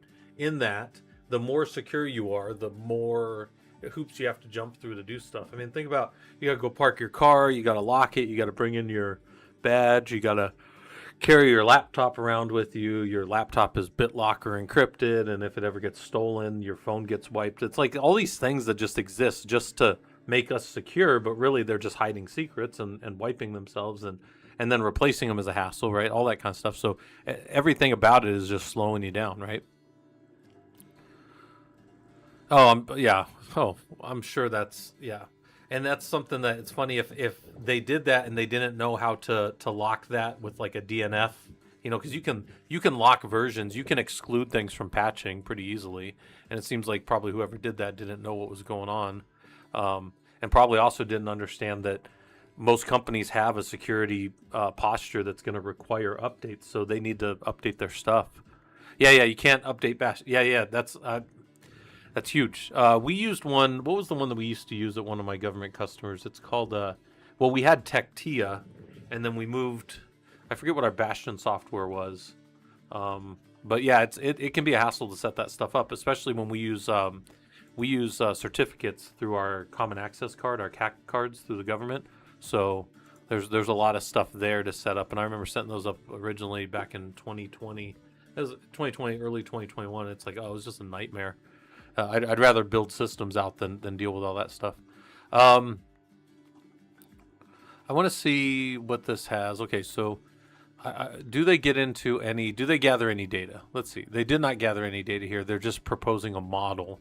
So this is just a model. So this is non-empirical, and they give cluster user connects with Jupyter Notebook. Yeah. That's fine, right? But whoops. Yeah. I don't think this one will be super interesting or useful to me, but that was an interesting patriarchal bastion or sedimentation of a gender stratification. That's not something I'm caring about for this. Intraorbital foreign bodies, not necessarily useful for this. So what I might do is another thing here. I might come over here and I might say bastion examples in medieval.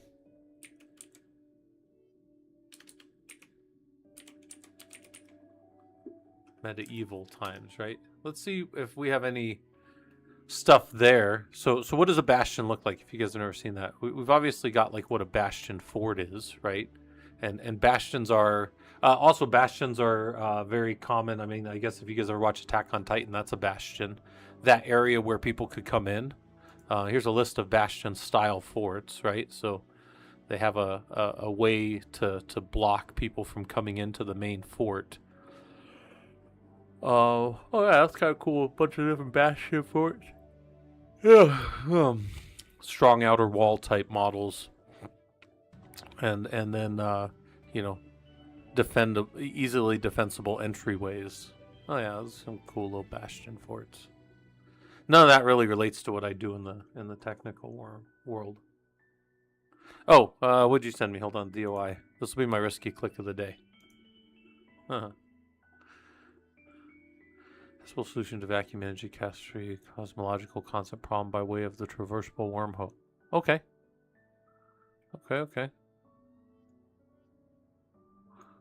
All right.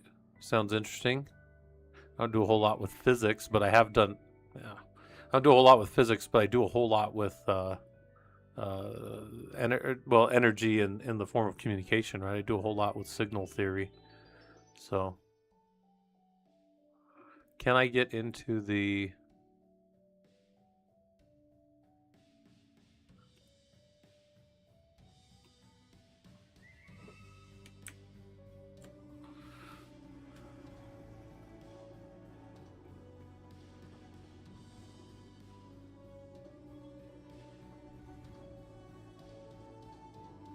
Yeah, a little more physics than I normally do. In that I don't really do any physics. I think it'd be interesting to see people work on it. I think it'd be interesting to see...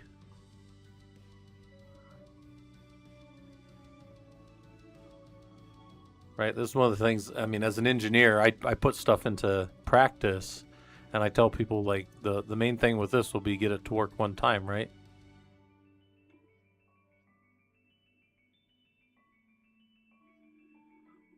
Yeah. It's interesting, but it's like, well, it's all theoretical. Can they make it work?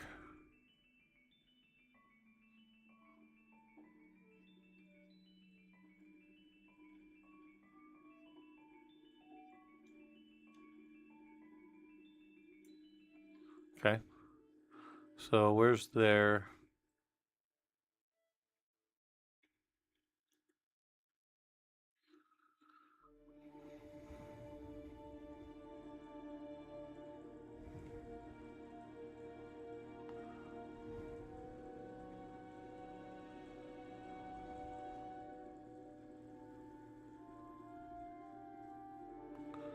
Yeah.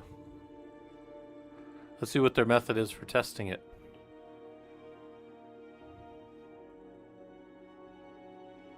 You need to have a way to build something and test it, right? Seems it's like, I mean, at least to me, it looks like this is all theoretical, which is fine. There's a lot of theories.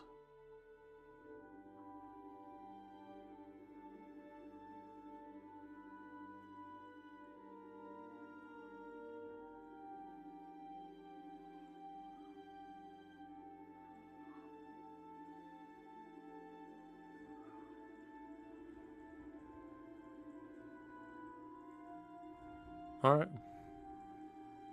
Yeah, I don't do anything with building anything like this. So this is, I mean, it's interesting, but a little outside of my wheelhouse. As my buddy Jared likes to say, this would not be an efficient use of my time. Yeah. I don't do much with lasers either. I've done a little bit with lasers, but not any time recently. Most of my laser stuff was just pointing them at satellites.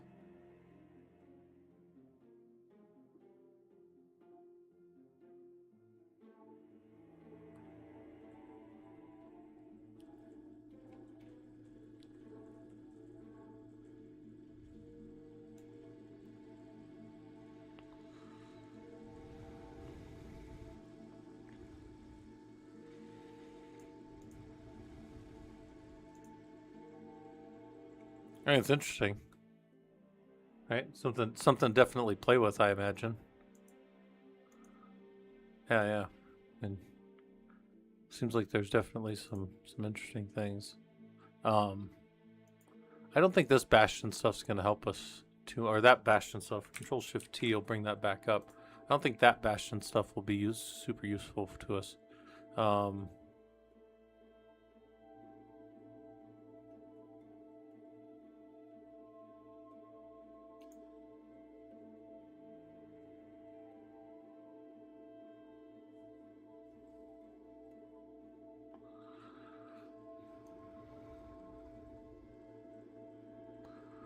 Dashboard opposite side. I need to. Man, I might have to go to the library and look some of this stuff up, like the physical library, to get some images. I guess I can log into my library from here, but different types of bastions. Not necessarily worried about that, like the types of bastions physically. I just wanted to kind of note some of them throughout history, right? Like some of the ways that bastions are used. This is bastion nodes, and they're deployed in cybersecurity. Right, that's a great definition there. But this, I kind of want to go grab some examples of bastions.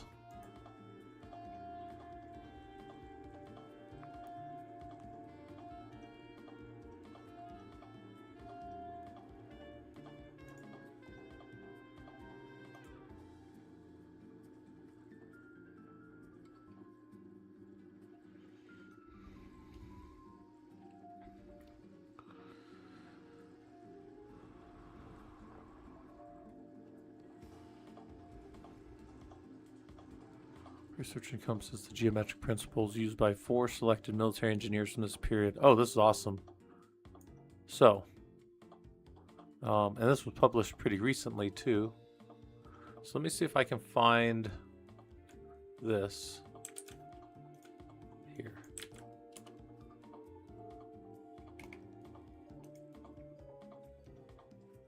Ah, here we go.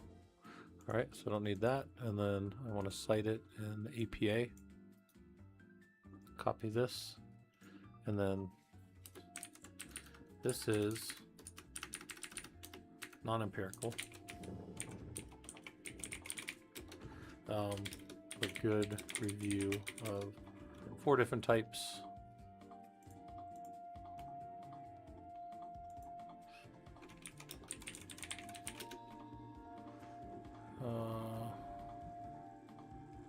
Was it 4 different types of? Where's it at? of 4 different military engineers from the 17th century. Right?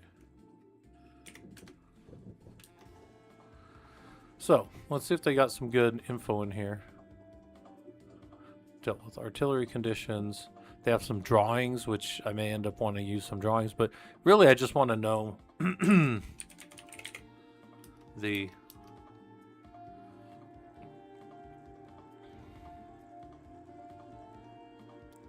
modern approach is nice. Exterior interventions. Holy Roman Empire, Spain, France, England, ongoing conflict between the Catholics and the Reformed churches. So there's all kinds of fights going on. 80 Years' War. Let's look a little bit more at what they're doing. Fortifying the geographical area of the Dutch provinces. Okay. Building new bastion fortifications.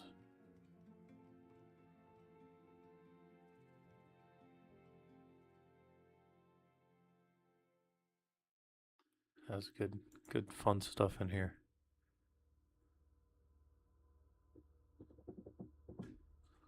Siege of Existence, widely accessible source, often referred to the father of the fortress. That would be an awesome name to have, as you're remembered in history. The father of the fortress. It's kind of fun. Designed according to the Vauban method. Vauban style. That's interesting. We'll see what that is. What's a Vauban style? So it's clearly associated with the name of a single designer. Did he use a certain type of design? Let's see what he has.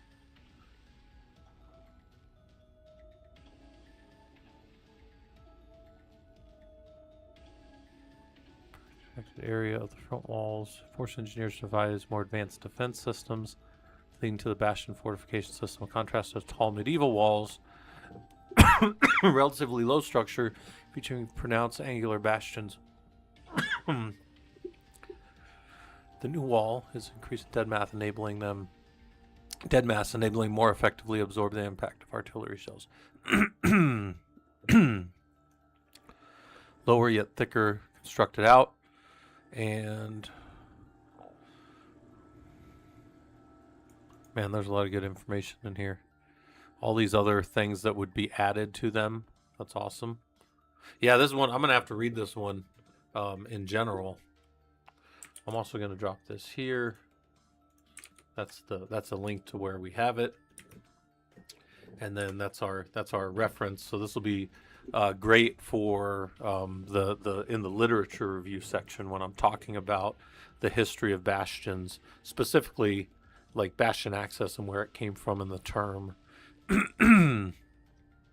He became the father of the bastion. So we got a guy over here who's the father of the fortress, and then you got the father of the bastion. All right, so we start coming down. Let's go look at some of the elements of a bastion.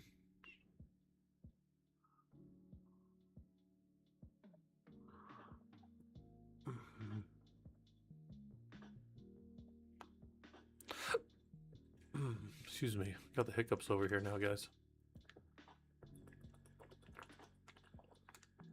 If you guys have anything interesting about systems or questions you want to ask, you can always let me know. I'm just kind of going through.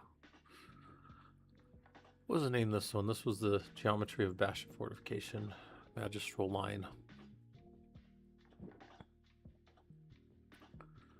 So in the second half of the 15th century, fortification design equally attracted artists, architects, political philosophers, and war strategists, not infrequently united in a single person.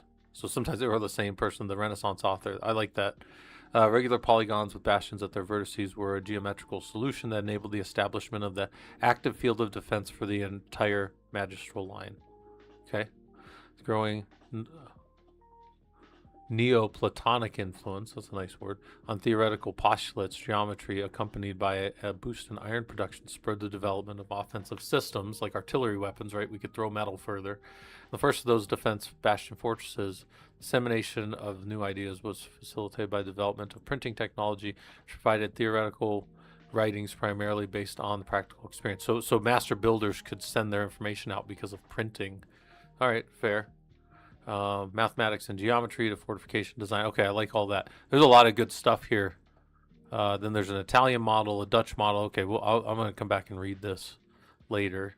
But I want to see different types of fortifications. This is all interesting, but it's kind of, this is what we call orthogonal to my discussion, because while it is bastions and it is the history of them and it is important, it's not directly the cybersecurity side of things. So I'd like to go back this far and talk about some of these things, but really it'll be like an overview of some of these things, right? They give you some angles and some different things that are interesting and where they're applied. So that's kind of interesting. They broke down some real numbers here. So I do like that. So this is empirical.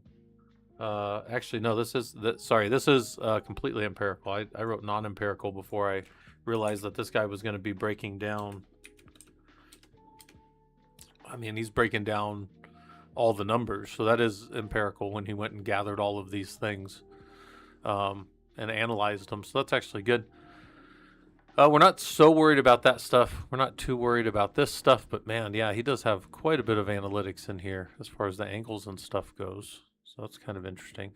That's less interesting to me for my discussion, but I'm going to read it later. Pertain to designs of ideal fortress, specifically star fortresses over regular polygonal base.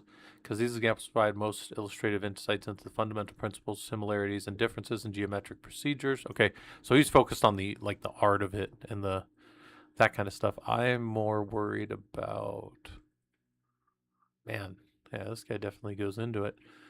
Interesting paper, though. I think this is a fantastic paper for, I might even put this in the academics section here.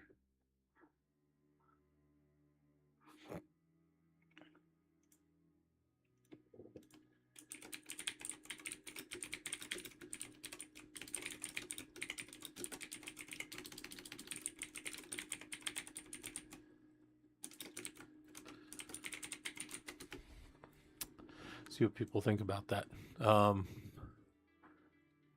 Keep coming down here. Let's look for...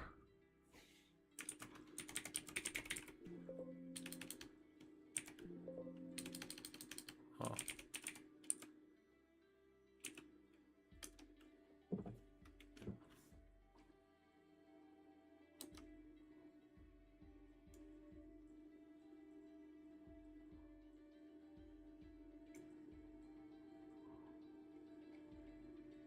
Okay, I already looked at some of this stuff, so we'll scroll down, see what's down here. Let's see what their eventual conclusions are. After conclusion of this research, we conclude that the quest for the optimal configuration of magical line evolved from instructions of assembling its predefined components.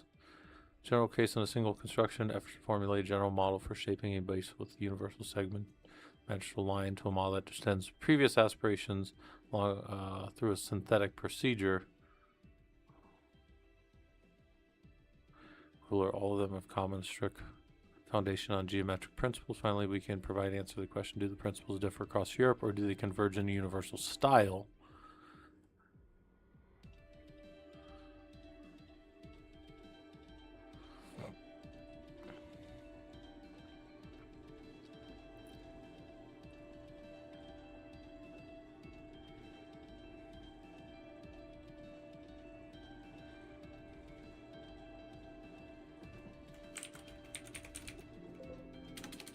Looking for funnel or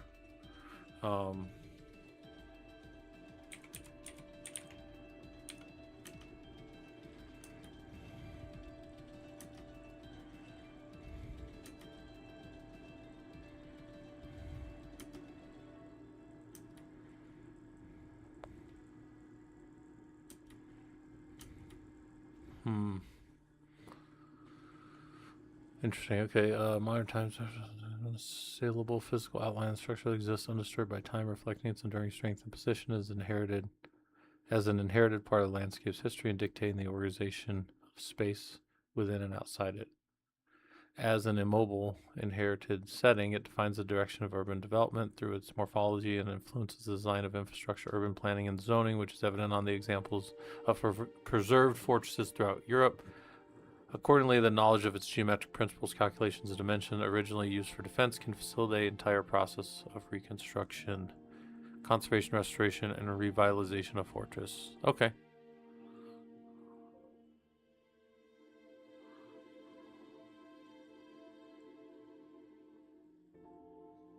All right. I think there's a lot of good information in there that I may pull out. Not necessarily around the security of the things. They're looking heavily on the geometry of it, and I think that's still pretty interesting. But not necessarily for all that stuff. Okay. Let's keep going. Just keep looking at stuff. What do we got here?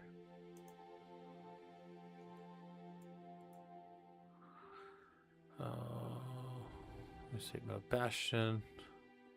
Approach comprehensive analysis of Bastion Castle ensemble with historic gardens. All right.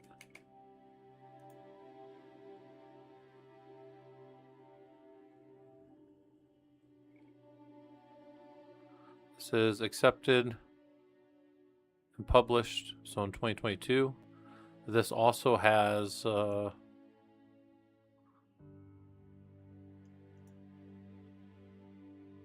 I want to pull this up here.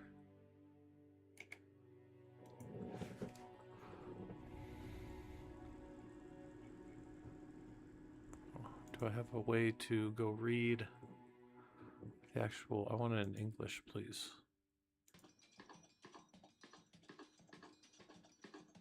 Can I get the PDF? Ah, here we go.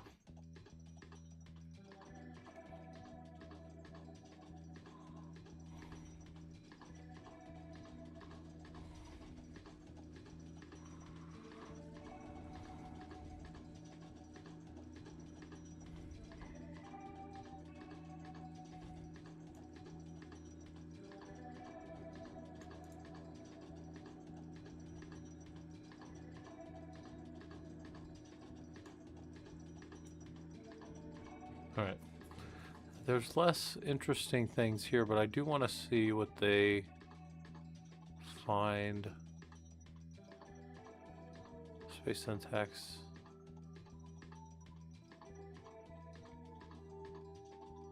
Compositional. That's what I've just read. Civil, military. They want to talk about the civil side of it. That's less interesting to me, right? That's less interesting to the discussion. So I probably don't need that one, although that did seem interesting.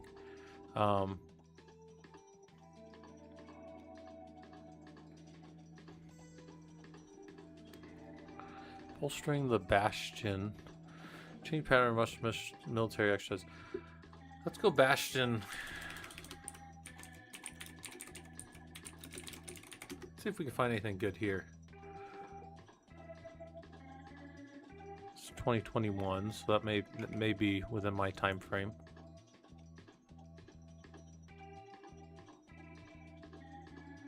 Not gonna be able to get access to that one from here. We saw that one. That one wasn't super useful. Comprehensive study of one specific castle.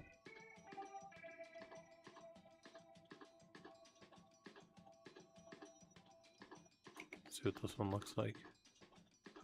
What's his abstract?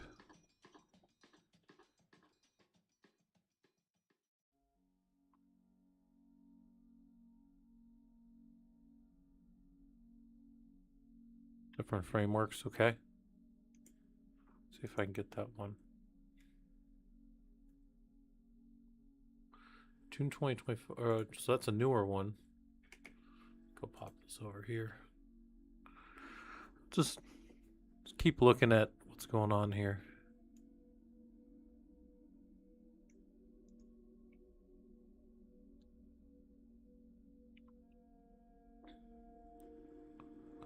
However, current digitization efforts offer valuable insights into historical design principles, static interpretation of archival materials. Okay, so we can see the constraints that they had and what they were working on. Let's see if we can't find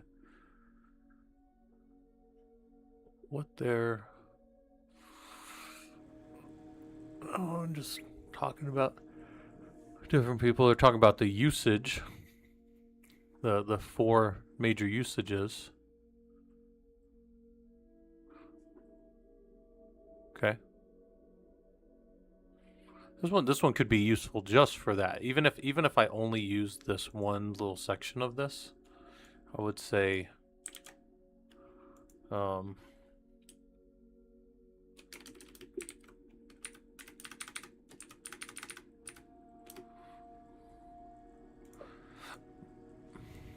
notes the 4 uses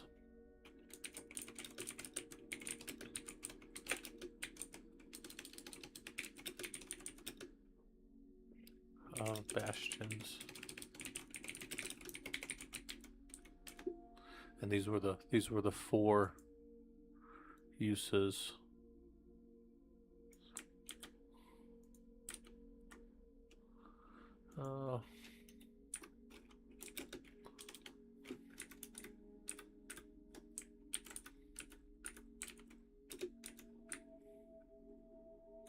I can at least just have that. I'm for sure gonna modify it, but I can at least just have it. All right. Also, I can grab this and throw it right in Zotero as well. I should have done that with the other one now that I think about it, but that's fine.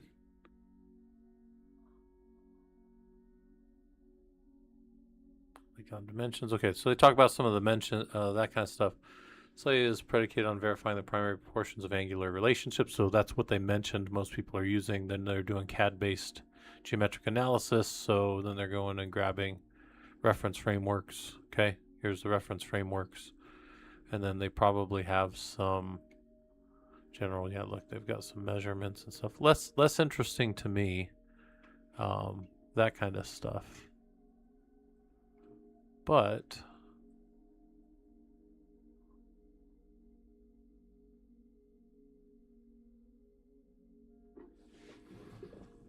almost far less complex.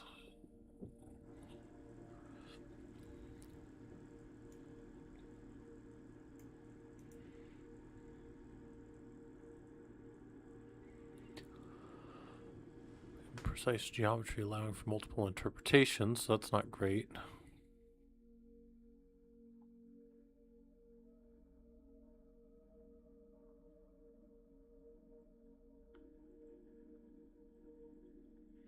Again, I'm less interested in a lot of this stuff. Looks like they did some Python, that's good. Less interesting to me for what we're doing with it. But I do like that they were calculating some things. Less interesting though.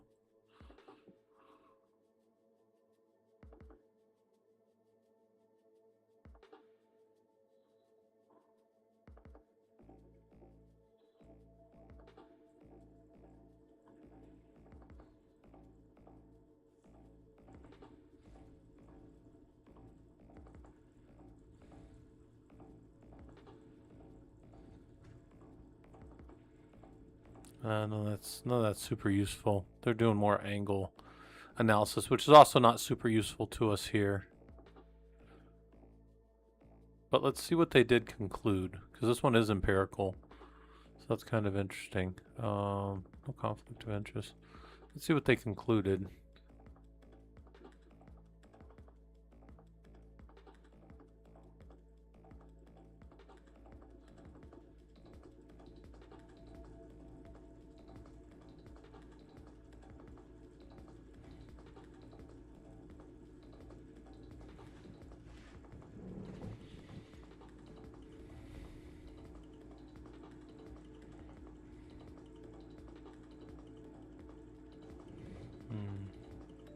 Interesting. Yeah, not much there for us to use really, as far as this goes. But that is an interesting start. But I can at least mention that there were different types of bastions being used as they were kind of deployed. So that's an interesting win, I guess. That stuff's less interesting. Try to see influences of bastion castles. Oh God. You should know I'm a person.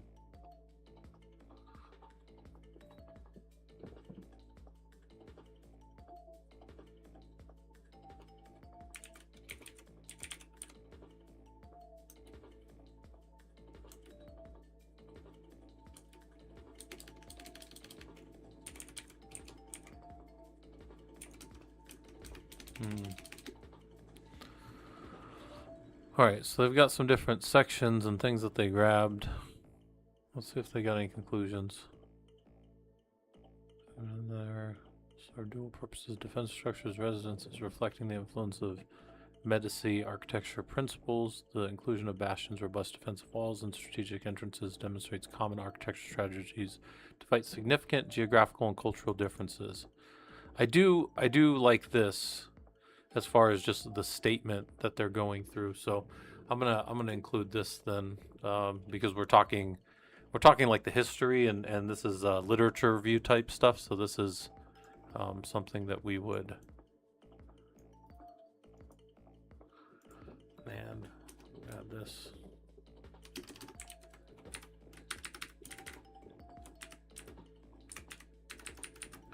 Specifically notes. This is the thing that I care about mainly.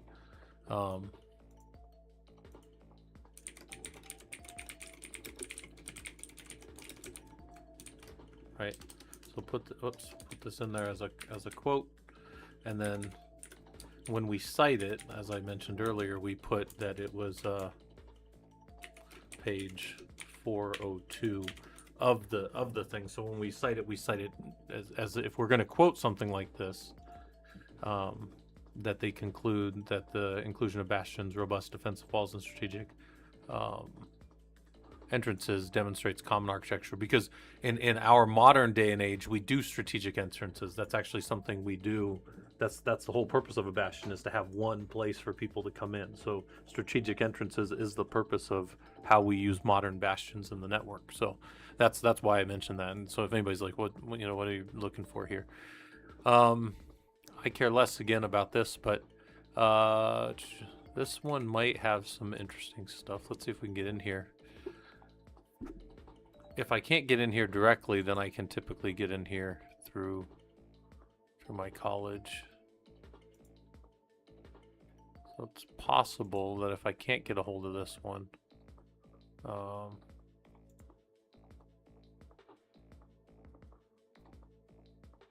both from 2021. That's kind of nice, but yeah, we won't get that one probably because we don't have access to it. This one might be good, and it's from 2024, so that's useful. Let's see what this looks like.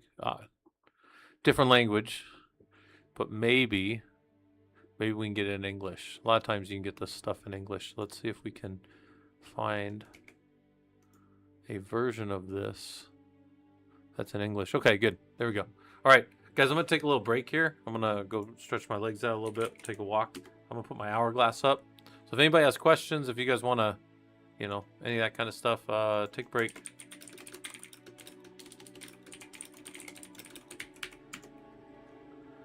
Let's go 10 minutes. All right, take a break, walk around, talk amongst yourselves.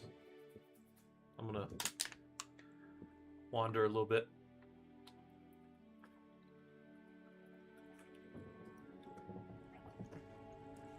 Man, is it really only 9:30 in the morning? I've gotten a lot done, but I definitely have a lot of writing to do, so this is just prepping for my writing. This isn't even writing yet.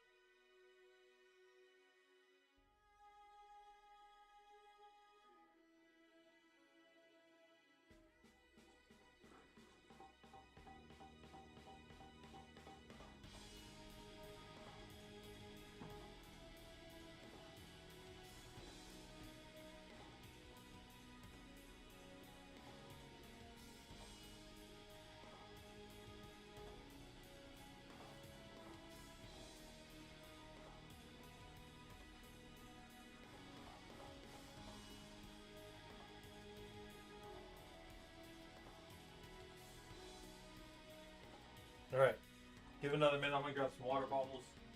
I'll be going.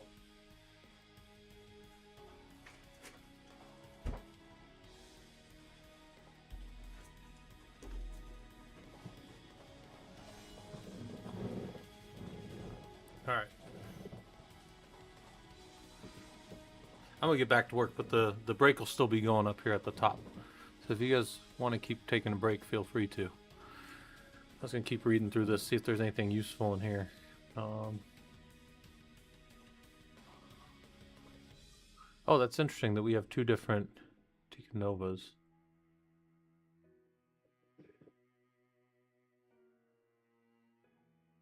All right. Hope this isn't the same person as well. But they got some layout. They got some places where they exist.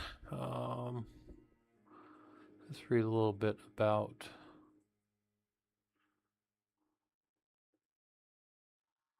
massive and functional addition of towers to design. Yeah, sustain long sieges and attacks.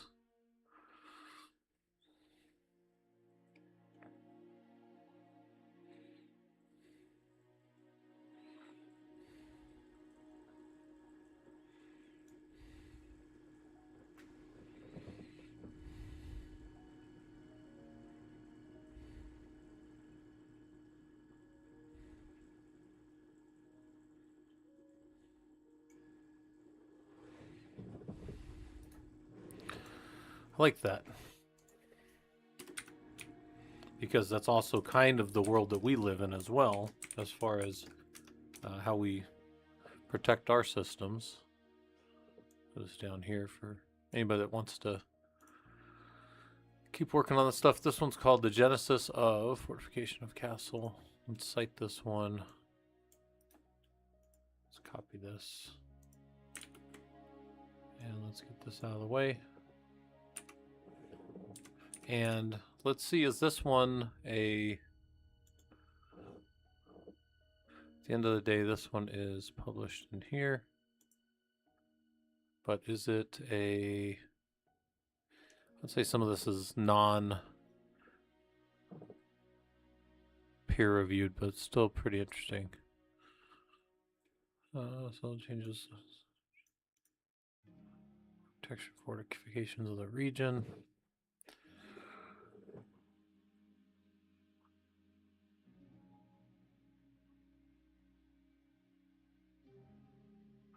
So this is coming from another one. So we need to actually put, this guy is citing another one. So we actually are going to want to cite that as well. So if we're going to use that, we need to cite him as well. So the way we can find his stuff is we can note that we're on page 117. And we can scroll down and find that name. And we're probably going to want to grab his stuff as well. This is one of the nice things about reading research is you can just go and keep finding more and more stuff as you're looking at this. So let me go back up to page 117 again, because that had some good information. We're also going to add this because, again, useful. Citadel functioned as the main, or as the core, right?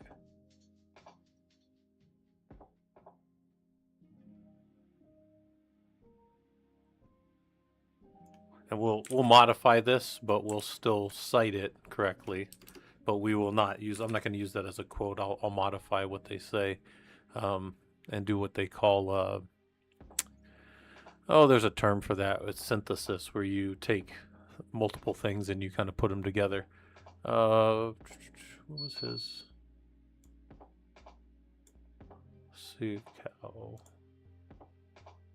Sila. There we go.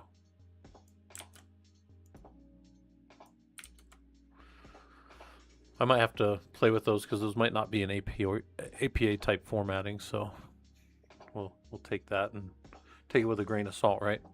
Conclusion: since the century, the interactions with ancient Roman culture, Germanic customs, and Christianity has led to substantial changes in medieval society. Reaching its peak in the 13th century, they began to form on the basis of ancient. Okay, got that. Adaptation of conditions in Europe. Early stages, castles were often built of wood. Wooden walls, towers, palisades were cheap, but then they had to go to more and more complex. Let's see if they actually have the word bastion in here.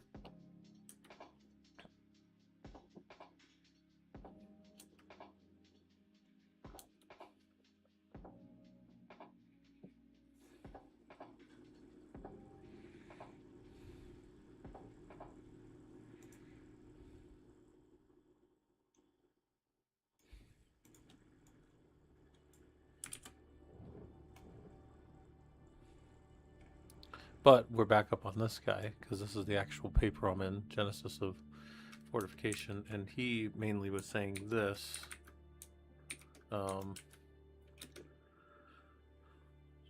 Changing, so to wit,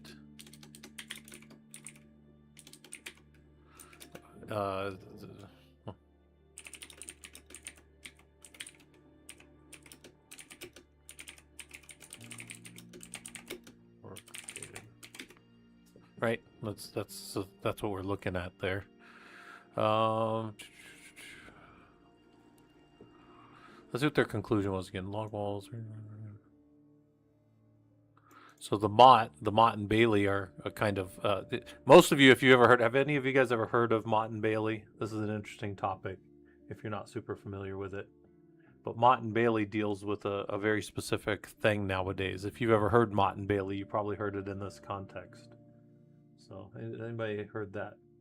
So I kind of want to tune that so he doesn't shoot down as fast. But yeah, that's okay. Yeah, what's a Mott and Bailey? Where do we know about that from modern times?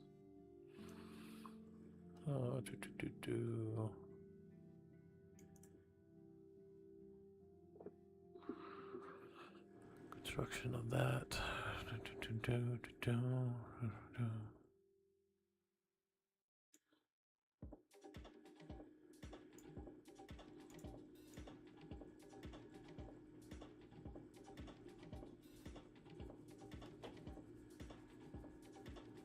Okay. Yeah, Mott and Bailey tends to refer to a type of, well, it's a type of argumentation that people use, but it tends to be considered a logical fallacy where you go out into the Mott, the easily defended, or you go out into the common sphere and then you say something, and then you retreat back into the more defensible position when people come to attack you. And you can look up examples of Mott and Bailey. I'm not going to give you common examples because most of them are political nowadays and people get really mad about that stuff. But it's the idea that people will make a generalized statement, but then when you press them on it, they jump back into the super defensible statement that's really orthogonal to what they were talking about. So anyways, that's something that that's an interesting thing there from what they just mentioned. All right, so then if we were going to be mostly done with that stuff for now, we can come back to that. But then we want to get the history of the technology-based bastion. So we talked about the bastions in history. This is bastion access, like, you know, historical. Right? How bastions were, what they meant. At the end of the day, a lot of the stuff we just read showed that there was an increasing amount of defensive, you know, as the weaponry changed, as the attacks changed, the way that we defended against them changed. So that was true. You know, masonry was used instead of wood. There was more sharp angles that were designed to be able to handle cannon fire when cannons showed up. Didn't have to worry about cannon fire before there were cannons. You had to worry about people running you down on horses, right? So I think that's a good little start there for that. Main uses of bastion, that kind of stuff. So then we come here. We're going to take this, discuss history of technology-based bastions. So this will get a B and a U. And then we'll also make this a little bigger so it's easier to find when we're looking for it later. And then we're going to start adding down here, you know, start adding to this space. Really what I should do is take this then and start putting these here. And then probably take, let's do it like this. since I'm kind of modifying my way of doing this. These are all the things that I had been planning to kind of read about and do. And then here we'll grab this and we'll format paint it over these guys. And then we'll go Control Y. Huh, not gonna work, huh? All right, double click, go here, boom, and here, boom. Yeah, so these are going to be things that we're adding in on the writing as we kind of discuss each of these different areas. And then probably what I'll do here in a little bit, we'll take a break. I'll go do some writing and probably eat a little bit, and then I'll come back and I'll do some more reading. We do have some stuff coming up later in the Discord, so you can go down. Actually, are they meeting right now? No. In about 10 minutes, the guys will be meeting for the Bash study group. That starts in about 11 minutes. There can be anywhere, I've seen anywhere between about 3 and 40 people in there. So you can have a lot of people, or you might just have a pretty small little group. If you guys want to go and hang out with people and talk shop, talk about Bash mostly. I'm doing Wireshark study session here in a little bit. That'll be, that's about 5 hours from now. But if you go look this up in Discord, it'll be in your time. And that's the important thing, is that it's your time. It's not, it's not like you have to convert back from my time. It should show it to you in your time. And then Linux from Scratch is coming up tomorrow. I think Colchis is in town all weekend, he was saying, so he'll be around for these ones. And then just remember to watch for the upcoming talks and stuff from different people. You can come to any or all of them. They're all free. But this is in our big, what's it called? It's our Professional Linux Users Group, kind of like our anniversary. This will be our 12 years of running this group. And then I think it's 6 years online. Is that right? 12 years and then 7 years that we've been in Discord, because we started the Discord in August of 2019. And we stayed pretty small for a long time, right? And then just the other day we hit 5,000 people. But at first, I'd say the first 150 people were all just people I knew, right? And we just kind of hung out, and we would do our Linux groups on the weekend, and we'd hop in on Discord and hang out and talk shop and stuff. So that's kind of been like a big thing we've done for years. Yeah, Kilobyte. Hopefully the stuff, the goal is to get this stuff working for you guys. I'm just doing my research now, right? So this is less interesting to people for trying to get into the field. If you're trying to get into the field and you're like, oh man, this guy's not really helping me. Yeah, that's more, you guys want to go read some of the stuff and go watch some of the old YouTube videos probably, if you're just trying to get in. But mostly I'm just hanging out right now talking about the stuff that I need to read about and get into. So discuss the history of technology-based Bastion access. So I'm going to add some of these same things, and we're going to start talking the technology side of it. So let's see what these guys say. So that's Bastion. This is their tool. This is that tool. We got some of the stuff earlier. We saw this earlier. We got this one. We've got the right time. So challenge. That's interesting. Fortifying the digital Bastion. I feel like we might have had this one as well. Sonic Agency Group. Autoethnography of technology mediated performance. That's interesting. Not necessarily useful, but interesting. So now we're back to the Bastion term, right? So another way that I will probably end up talking about the history of Bastion access is going and finding some of these other things. So I have up here a lot of the, if you go back in my study, AAA architecture, right? So where do I have older empirical? I probably need to do some of these the same way as I did that, just so it's easier to find stuff. But I was looking for, these were just generic things I was finding, and then I started writing other ones out. So one of the ways that I might find this is in security. So the AAA methodology is typically authentication, authorization, and accountability, right?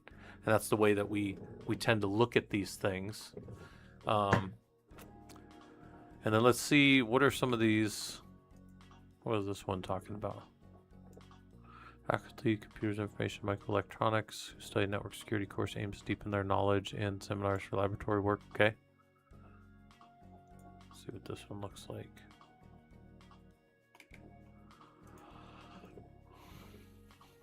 So this is a guide, like a network security guide that they've put together.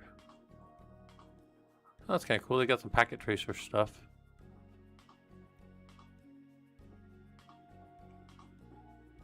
Got some biography stuff in here that's bibliography stuff that's interesting. Okay. Where's their actual...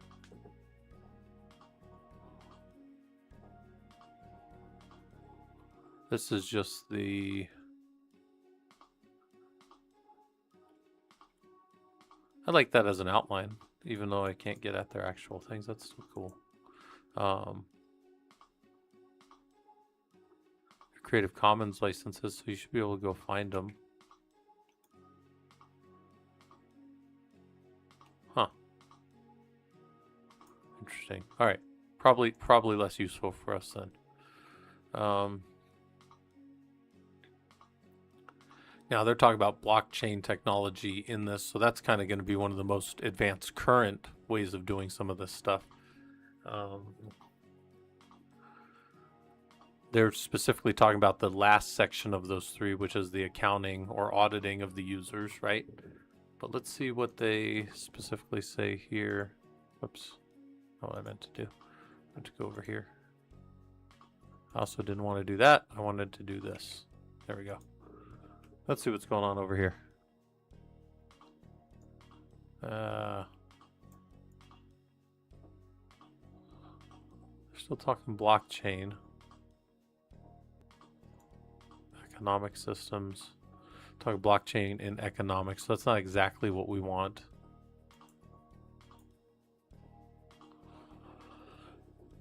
Oh. Spoofed packet injection attack. 2021, still within our time. Less useful for the discussion of AAA type things. So probably not going to worry about that too much.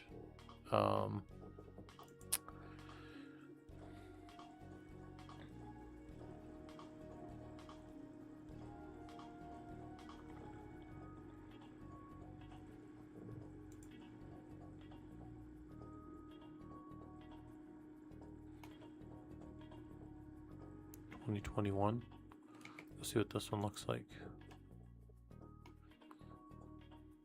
Okay. Talking about the types of attacks that occur. Okay. The different ways that these things talk. Now they're talking OSI and then other layers, so cyberspace and then the real world.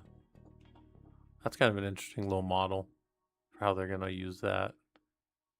Different types of attacks that attack the different areas.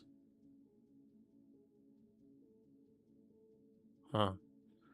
This was one we talked about yesterday a little bit when we were doing our Wireshark stuff. We were talking about DHCP servers, and somebody's going to starve the DHCP if you only have so many addresses. So that one's kind of cool because DHCP servers are very, very giving. They'll give up all their requests very quickly, so that's kind of cool. I think this is an interesting thing, but it's probably not going to deal directly. There's probably not going to be a lot here that's interesting for us from a Bastion standpoint. Authentication model be coupled with the trust basic scheme to immune networks against other attacks too. Yeah. Although I don't really see them doing anything here.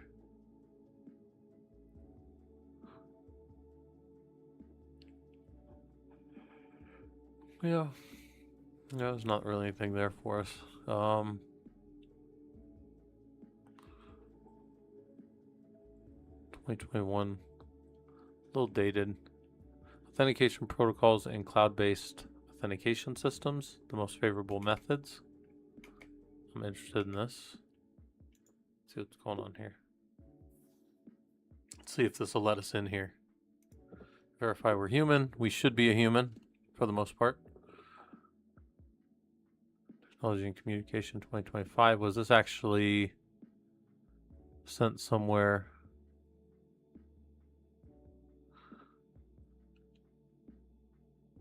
This is all true. So 3 popular authentication protocols here. Those are popular ones that we use. Virtual environments, see how well they performed in terms of security, complexity, and ease of use. Now, while this is interesting, this is not directly related to what I'm doing. So while there's some interesting concepts in here, this is probably not going to be super useful to us. So probably skip that one for now. Now, AAA, it means something else as well, and AAA is it's like the different categories of games. So AAA is the highest category of like game development. So this is going to be something else as well, not because they're talking about indie game development and that kind of stuff. So that's probably not what we're looking for either. Let's go.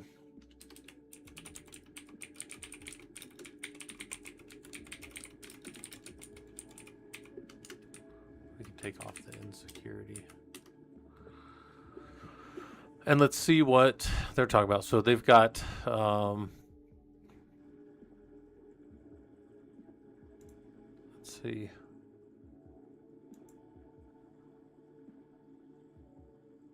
Mechanisms in Java-based systems. I mean, there might be some interesting things in here, but these are not necessarily useful. Although I am interested in some of the things with Internet of Things tend to feed through one area, so that kind of functions like a bastion.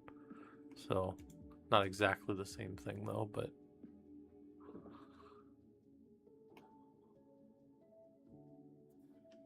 yeah, what's the best way to authenticate?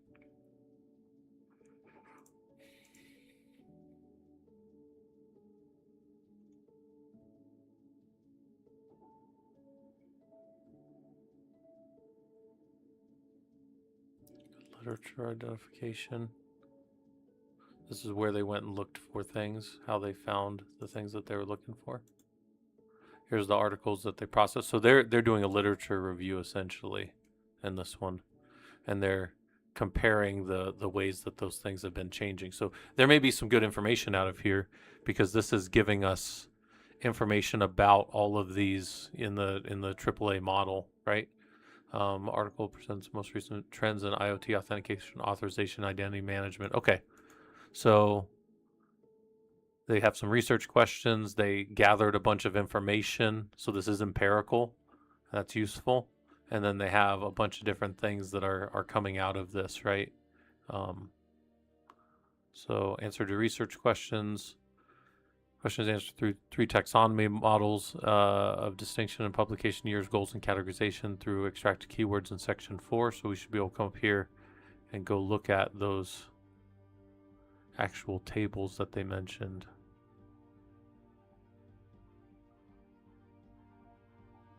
Is this 4? Literature identification. Where's 4 at? Here's 4. So here's the years, and then here's the categorization.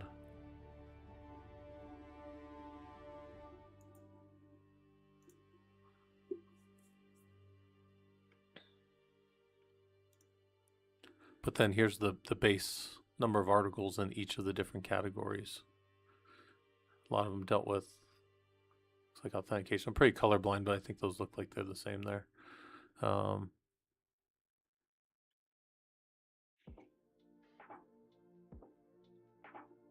Yeah, the major one is authentication. It's always true. Fairly closely by authorization. Yep. Which was what, 34? Yeah, there you go. Well, that's it. I mean, that's interesting. They've got a good...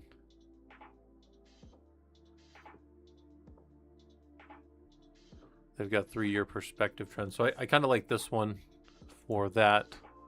I'm going to come over here and say, cite this one, APA.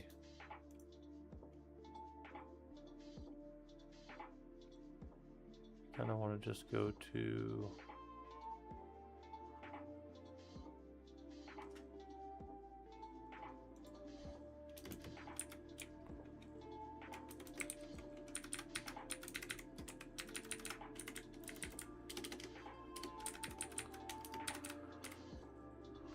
And then come over here and we'll say literature review.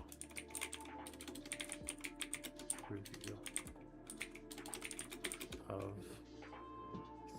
and a good 3-year perspective on trends around AAA models.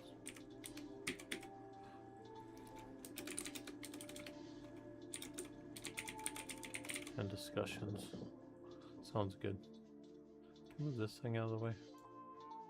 I don't need that. I need that cluttering up my space. Okay. That's good. Alright, so what we should do then, let's keep going through here.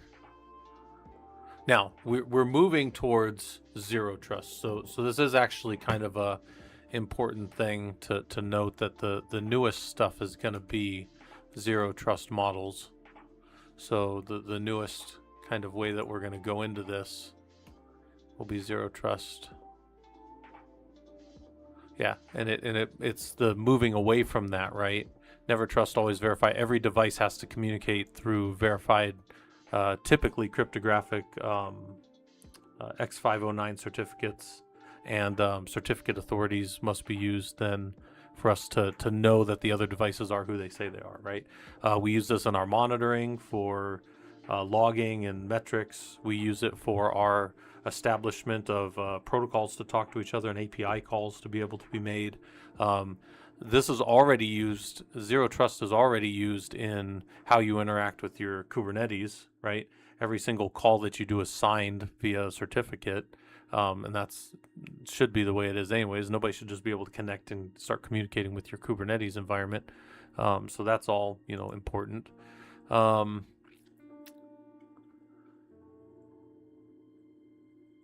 Yeah, overview. I like this because it's an overview of zero trust. Let's see if they do any actual. Yep. It's just a review. So this is a review type paper, but this is still good.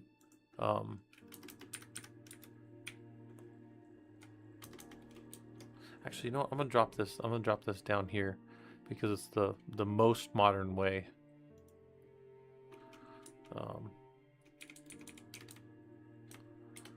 The most modern way doesn't even rely on Bastions anymore, but they can still be used.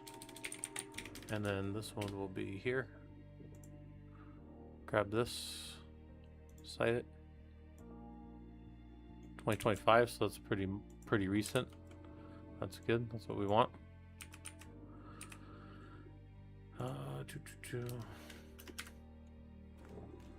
And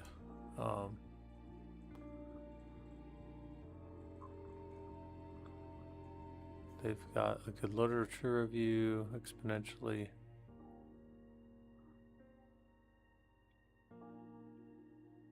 Historical concepts. So there's some, let's say, historical context for zero trust is used or is given. I think that's important. And then they have some authentication mechanisms are discussed. That's important for us as well. All right, we need to know those things. Authentication, authorization. Let's say authorization. So authentication.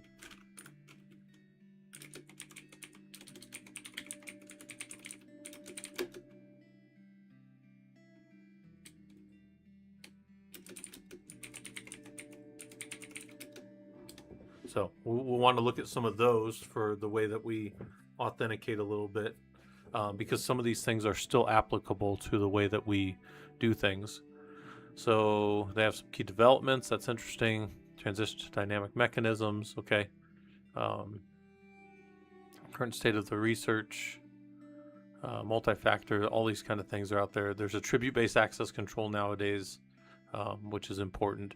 And some of these things we'll discuss in my paper, but some of these things will also just be, there's a section where I'm going to do common terms around this, but attribute-based access control is a big one. Microsegmentation, least privilege access. Okay, so there's some really good topics in here. So I'm going to keep this one. Again, we're going to take this. We're going to go throw this into our Zotero. Oh no, because I'm already on the system. So Zotero, I want to go like this. Come back over here, add it in, add the file. This is the Zero Trust architecture and that. Open them up. Where's he at? There he is. And then I can grab his bibliography. Bibliography should be pretty close to this as well.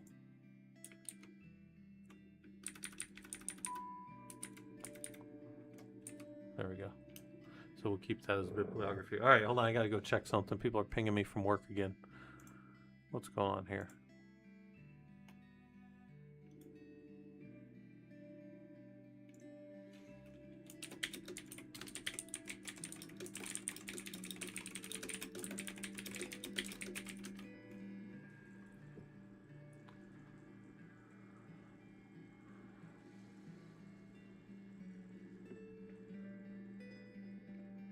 All right, just checking on what's going on over there. Inheritance.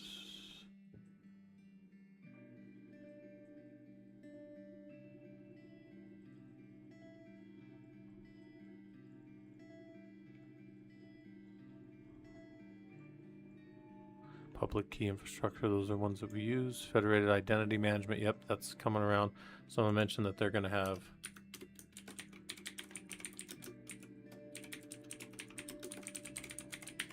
there's some federated identity management, and these are all ones that I could use, so these will be interesting ones to maybe reference later, so it's good.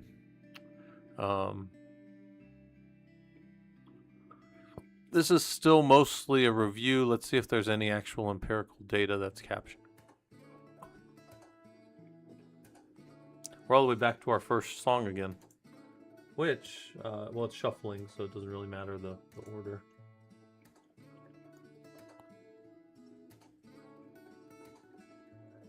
Discussion.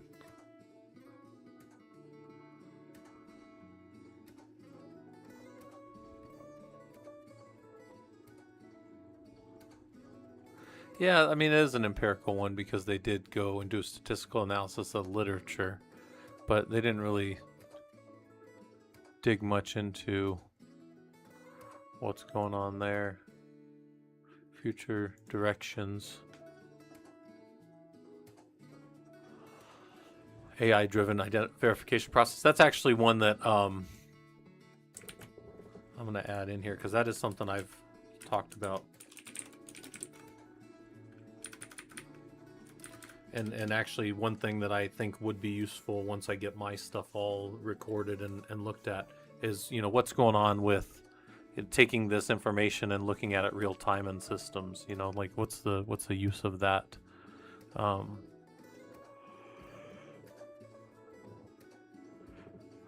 Yeah, the entropy of time, you know, so quantum resistant cryptography, things that are harder to break over time, that's important too. Enhancing user experience, streamlining the process. Yeah, that's all super useful. I think this one's going to get a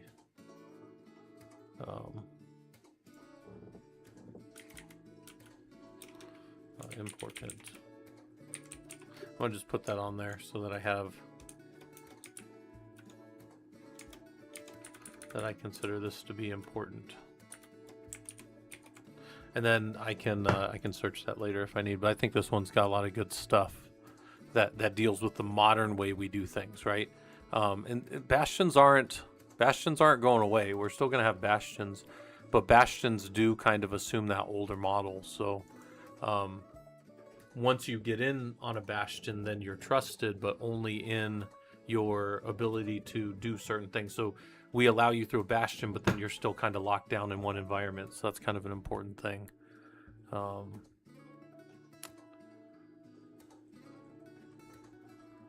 This one might be interesting.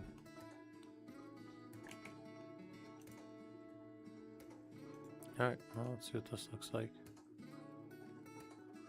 This is control encryption auditing. Okay.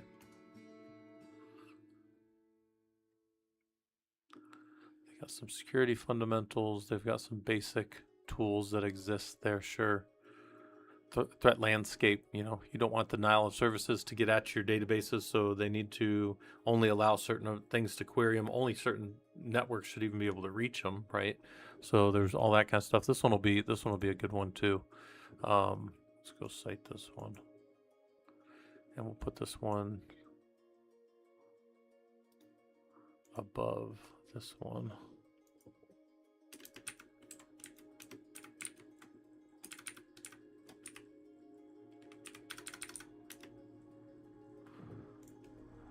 Let's see if there's any data gathered. So this is non-empirical. Sorry, say non-empirical. Empirical. But good survey of topics around securing databases. Right? And a lot of these things are basically, well, I mean, databases need to be protected back under layers of your system anyways, but let's see if they have a Bastion. Let's see if they have zero trust. They have 0 day. 0 day. And they do mention zero trust.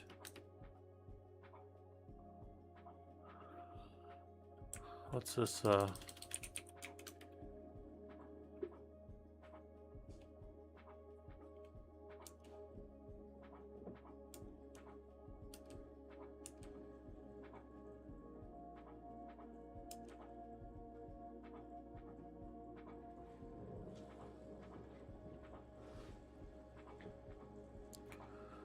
That's interesting.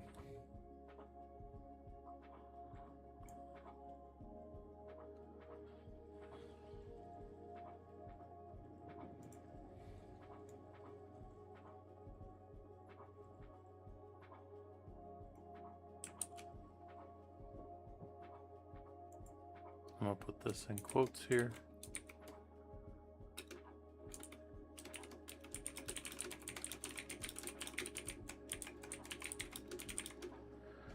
May be interesting for definitions, because that is what access control models are doing. Frameworks that offer structured approaches to managing access permissions and enforcing security policies. So then they mention a little bit about the Clark-Wilson model, and are you doing, and they don't mention it here, but mandatory access control or discretionary access controls are the two ways that we tend to look at that. Clark-Wilson model is,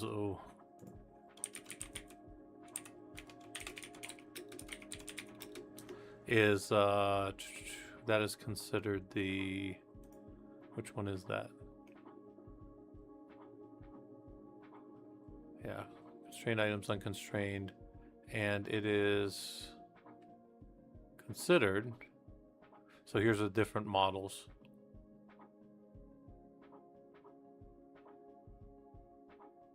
Typically Clark-Wilson is considered, between these two, one is considered the discretionary access and one's mandatory access, but I always forget which one's which.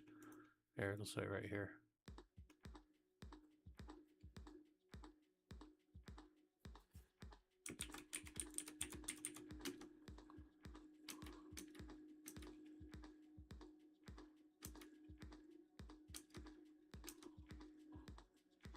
Yeah, it uses security labels. So this is often, man, security labels, you start getting into stuff like your SE Linux and stuff like that, right?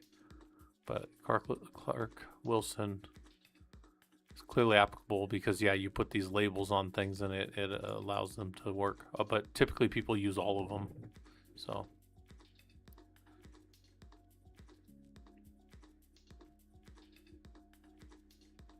access control triple. Okay.